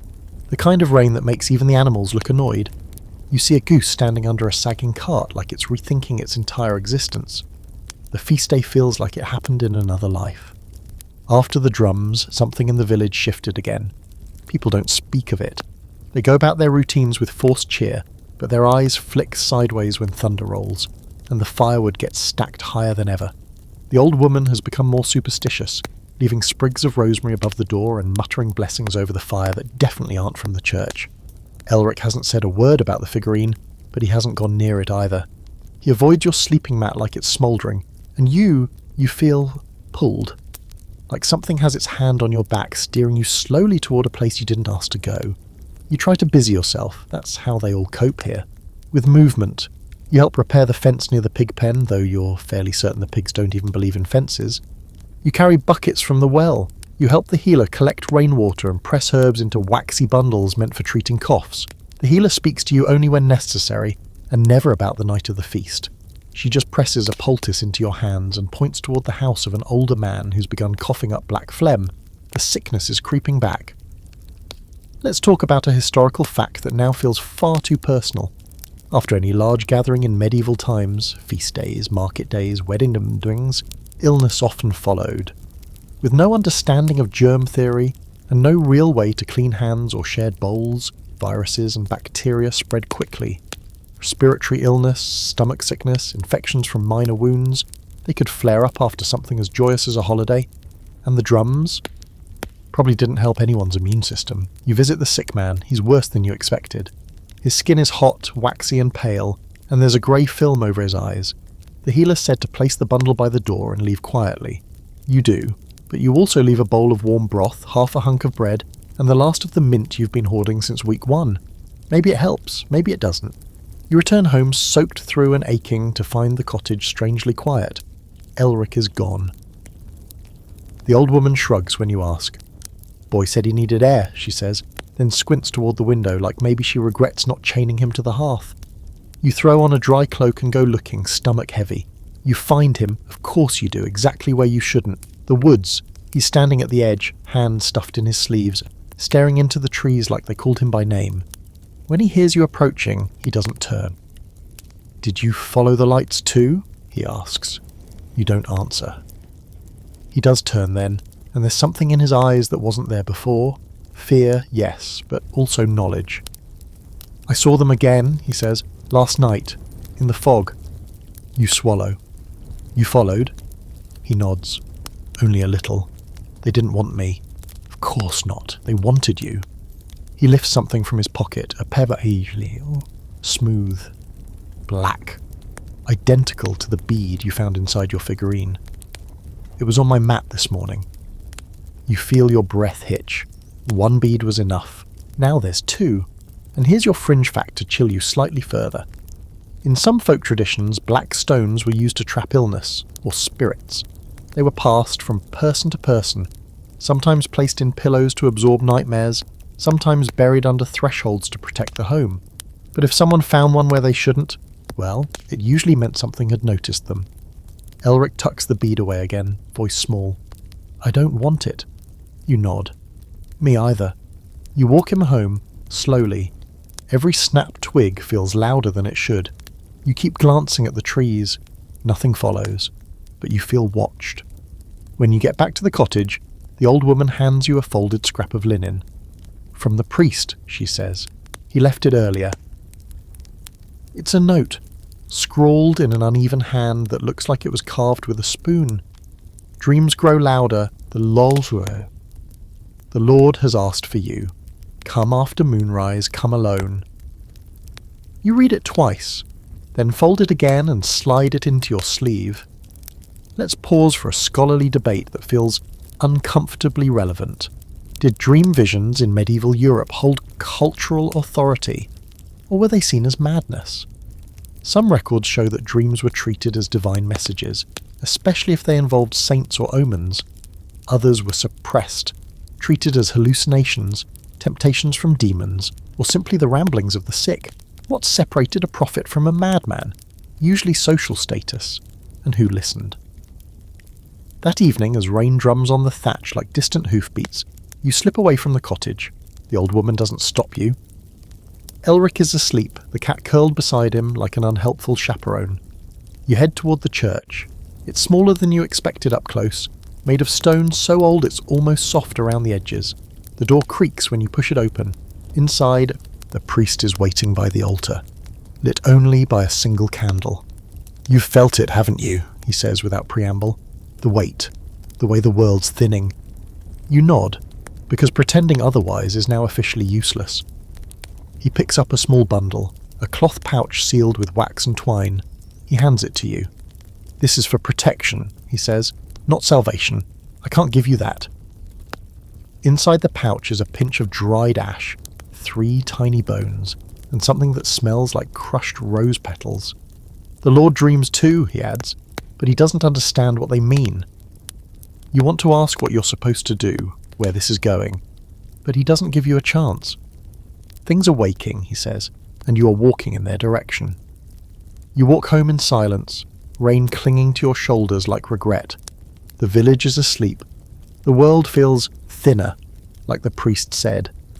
At the cottage the fire is low, the beads, both of them, are warm in your pocket. And in your sleep you see the clearing again. But this time it's not empty. Word count, 1104. Awaiting continue. Section 24. You're back in the clearing, but everything's different this time. There's no wind, no moonlight, no distant rustling of leaves or whispers tucked behind the trees. Just silence. Thick. Absolute. The kind of silence that presses in on your eardrums and makes you wonder if you've gone deaf. And then, beneath your feet, you notice it. A faint vibration, like the ground is breathing. Or waiting.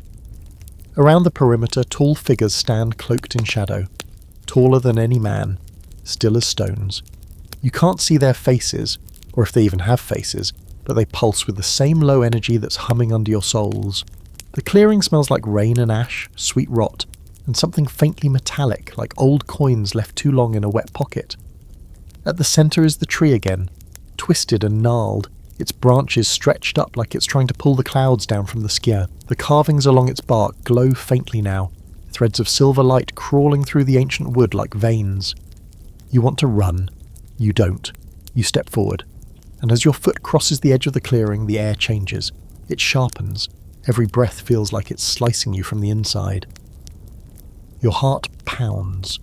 The figurine, still split open, burns warm against your chest.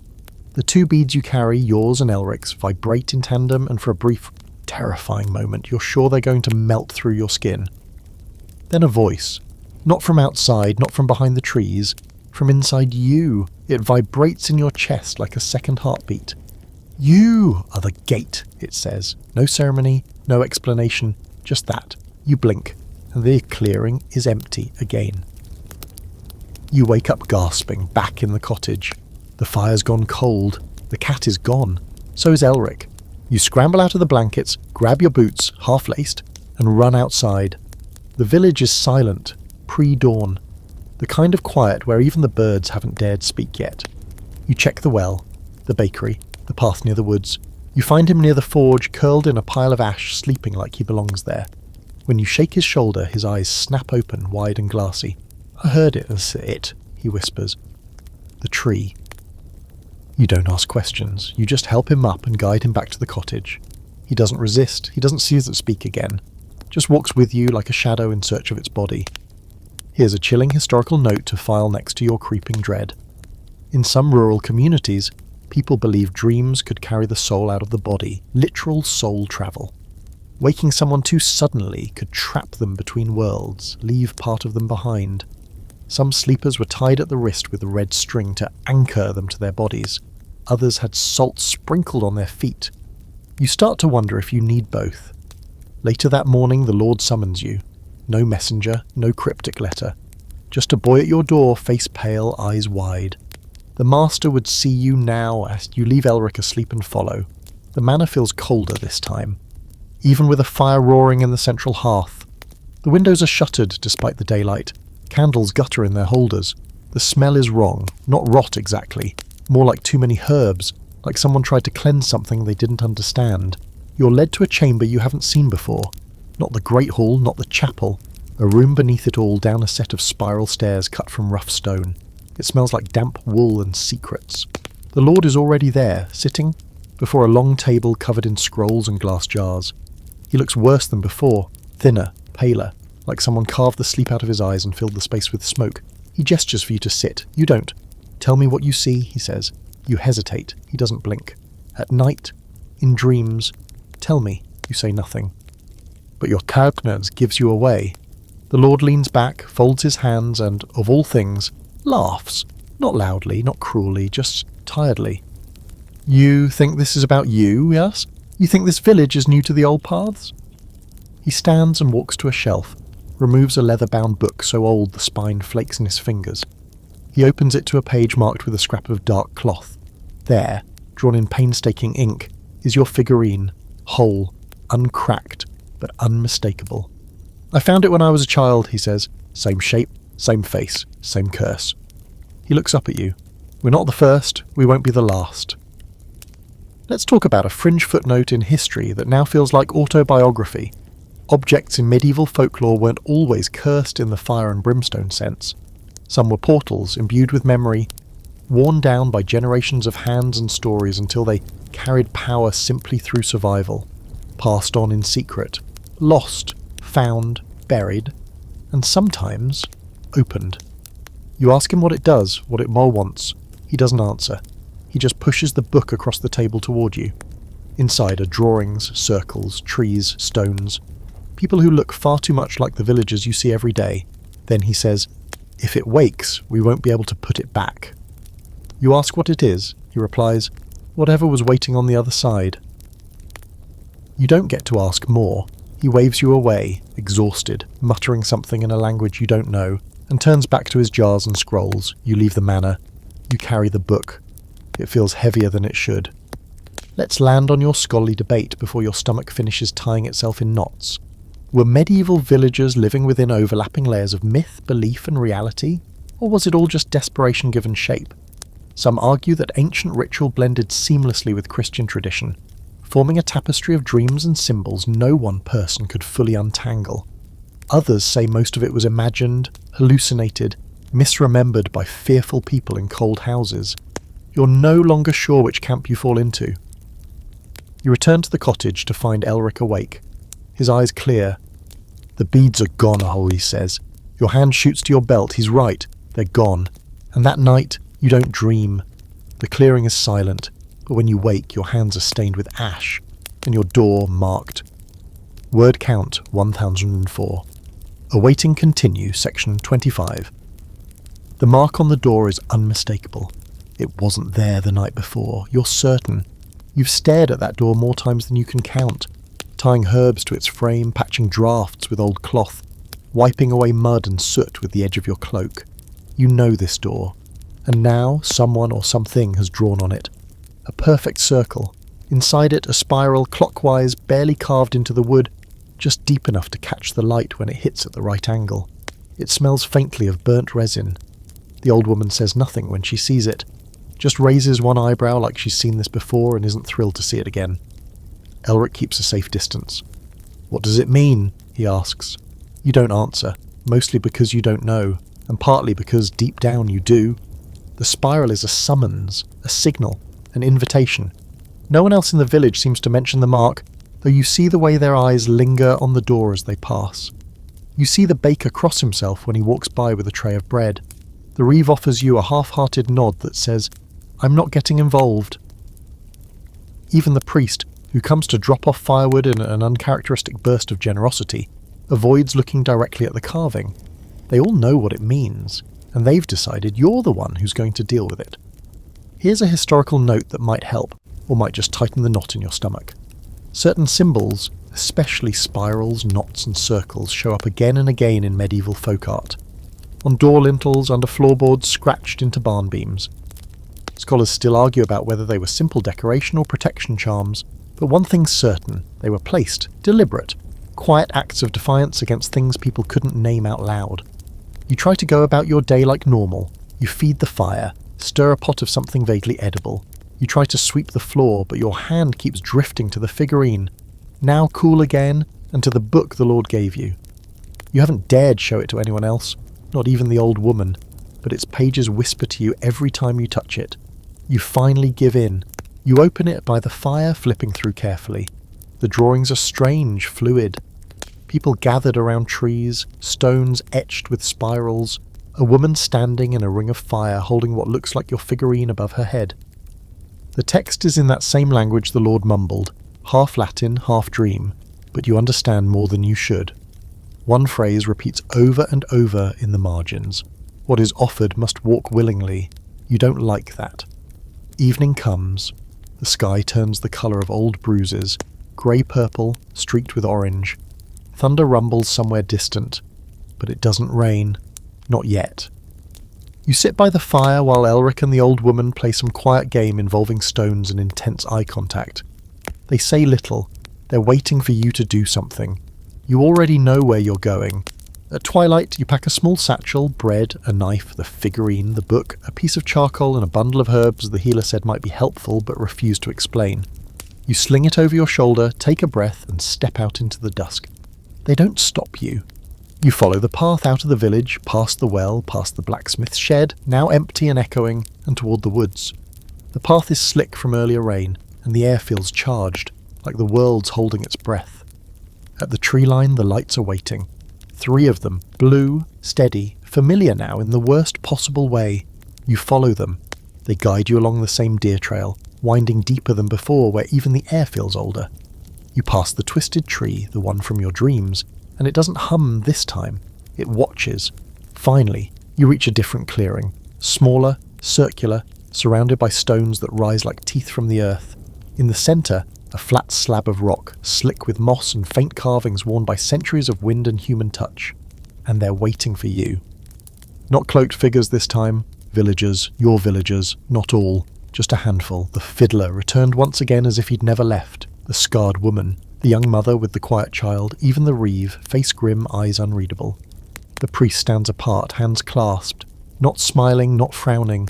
Just present. No one speaks. The fiddler gestures to the stone. You step forward slowly. As your feet cross the boundary of the stones, the figurine begins to glow again. The spiral on its surface pulses. The pages in your satchel feel warm. You place it gently on the slab. The reeve speaks first. "This place was old before we built here." The woman adds, "It wakes when called. It sleeps when sated." The priest, "Not every year, not every generation, but this time it chose." You ask, "Chose what?" The fiddler smiles. "A dreamer." Here's a fringe fact to steady yourself with. There are persistent legends in remote parts of Europe about dreamers, people believed to walk between worlds while they slept, sometimes healers, sometimes cursed, sometimes sacrificed. Most stories don't end with them waking up. The circle closes tighter.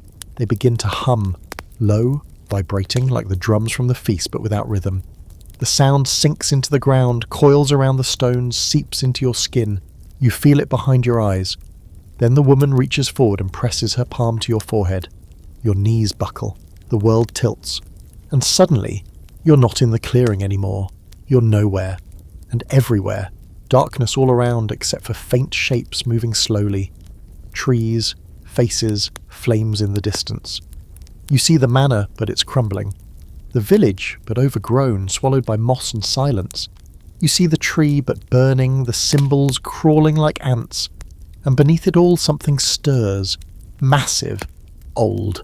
Not a creature, not exactly. A presence. It sees you. And then it speaks, not in words, but in feeling. You may leave, or you may open. A choice. You wake with your cheek pressed against the stone slab. The villagers are gone. The clearing is empty. The figurine is gone. The book is sealed shut. You rise slowly, body aching, mouth dry. In your hand is a third bead. Silver. Let's wrap with one final scholarly debate for the night. Were these rituals, these ceremonies and beliefs, a form of collective psychological healing?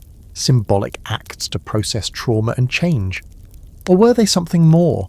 Hidden remnants of older systems, more primal, more powerful, more real than we've allowed ourselves to believe? You don't know, but when you walk back into the village at dawn marked hollow awake, they all look at you differently, and you don't dream anymore. You remember. Word count, 1,103. Awaiting continue, wind down. And now here you are, not a visitor, not an outsider, not really even yourself, not in the way you used to be. You sit beneath the edge of the old woman's roof, the early morning light soft and golden, pooling across the thatch and touching the worn wooden door, your door now, with a tenderness you don't remember ever noticing before. The village is quiet, not in the tense way it used to be when fear buzzed under the skin of everything like hornets under a floorboard, but in a new way, a good quiet, like a breath held in reverence, like the moment after a storm when all the leaves are still wet and the earth exhales with relief. Elric is sweeping the path with far too much enthusiasm, which is suspicious in itself. The old woman has declared herself too old for further nonsense and is, apparently, retiring from community theatrics. She's also made you stew every day for a week. So, love, obviously. The cat still hisses at Elric, but now sleeps in the curve of his arm at night. You've all made some kind of crooked peace. The figurine is gone, or rather, it's not where it used to be. It's in Yumo, now. The beads, silver, black, and the first one, the one that started it all, don't glow or hum anymore. They sit in a small box under the bed, silent and still. You think about them sometimes, then you close the lid. The Lord hasn't summoned you again. You don't think he will. He's still there, behind his walls, still dreaming, but now his dreams don't stretch quite as far. Whatever stirred beneath the surface of the world, whatever moved in the clearing and breathed against your mind, it took its offering and went back to sleep. For now. And that's the thing, isn't it? Sleep. The village sleeps again. Babies, once sickly, are born strong. The fields recover, the rains fall just enough. The bread rises the first time. There are still arguments, of course. Someone always steals a chicken, someone else brews ale too strong and dances without pants. But these are normal things, human things, and you sleep too. When you do, it's deep, unbothered. But every now and then, just before your eyes flutter closed, you feel it. That breath, that pulse, like something large and ancient settling deeper into the soil. Not angry, not hungry, just watching, waiting. You keep the circle mark behind your house now, you sweep it sometimes, place fresh stones when one cracks or splits. You don't use it, but you tend it, like a hearth, like a promise. You don't know if you'll ever return to the place you came from. You don't know if it's even still there, but you know this is, and if one day someone else wakes up in a straw bed, in a world of sooted and bread and quiet magic, you'll be ready. So now, as the wind picks up and the trees sway gently like old storytellers stretching their limbs, let yourself rest. Let the world, this world, turn without you for a while. The fire is warm, the roof only leaks a little. The night is calm, and for once no lights dance in the trees. Sleep well. You're home now. End of script. Sweet dreams.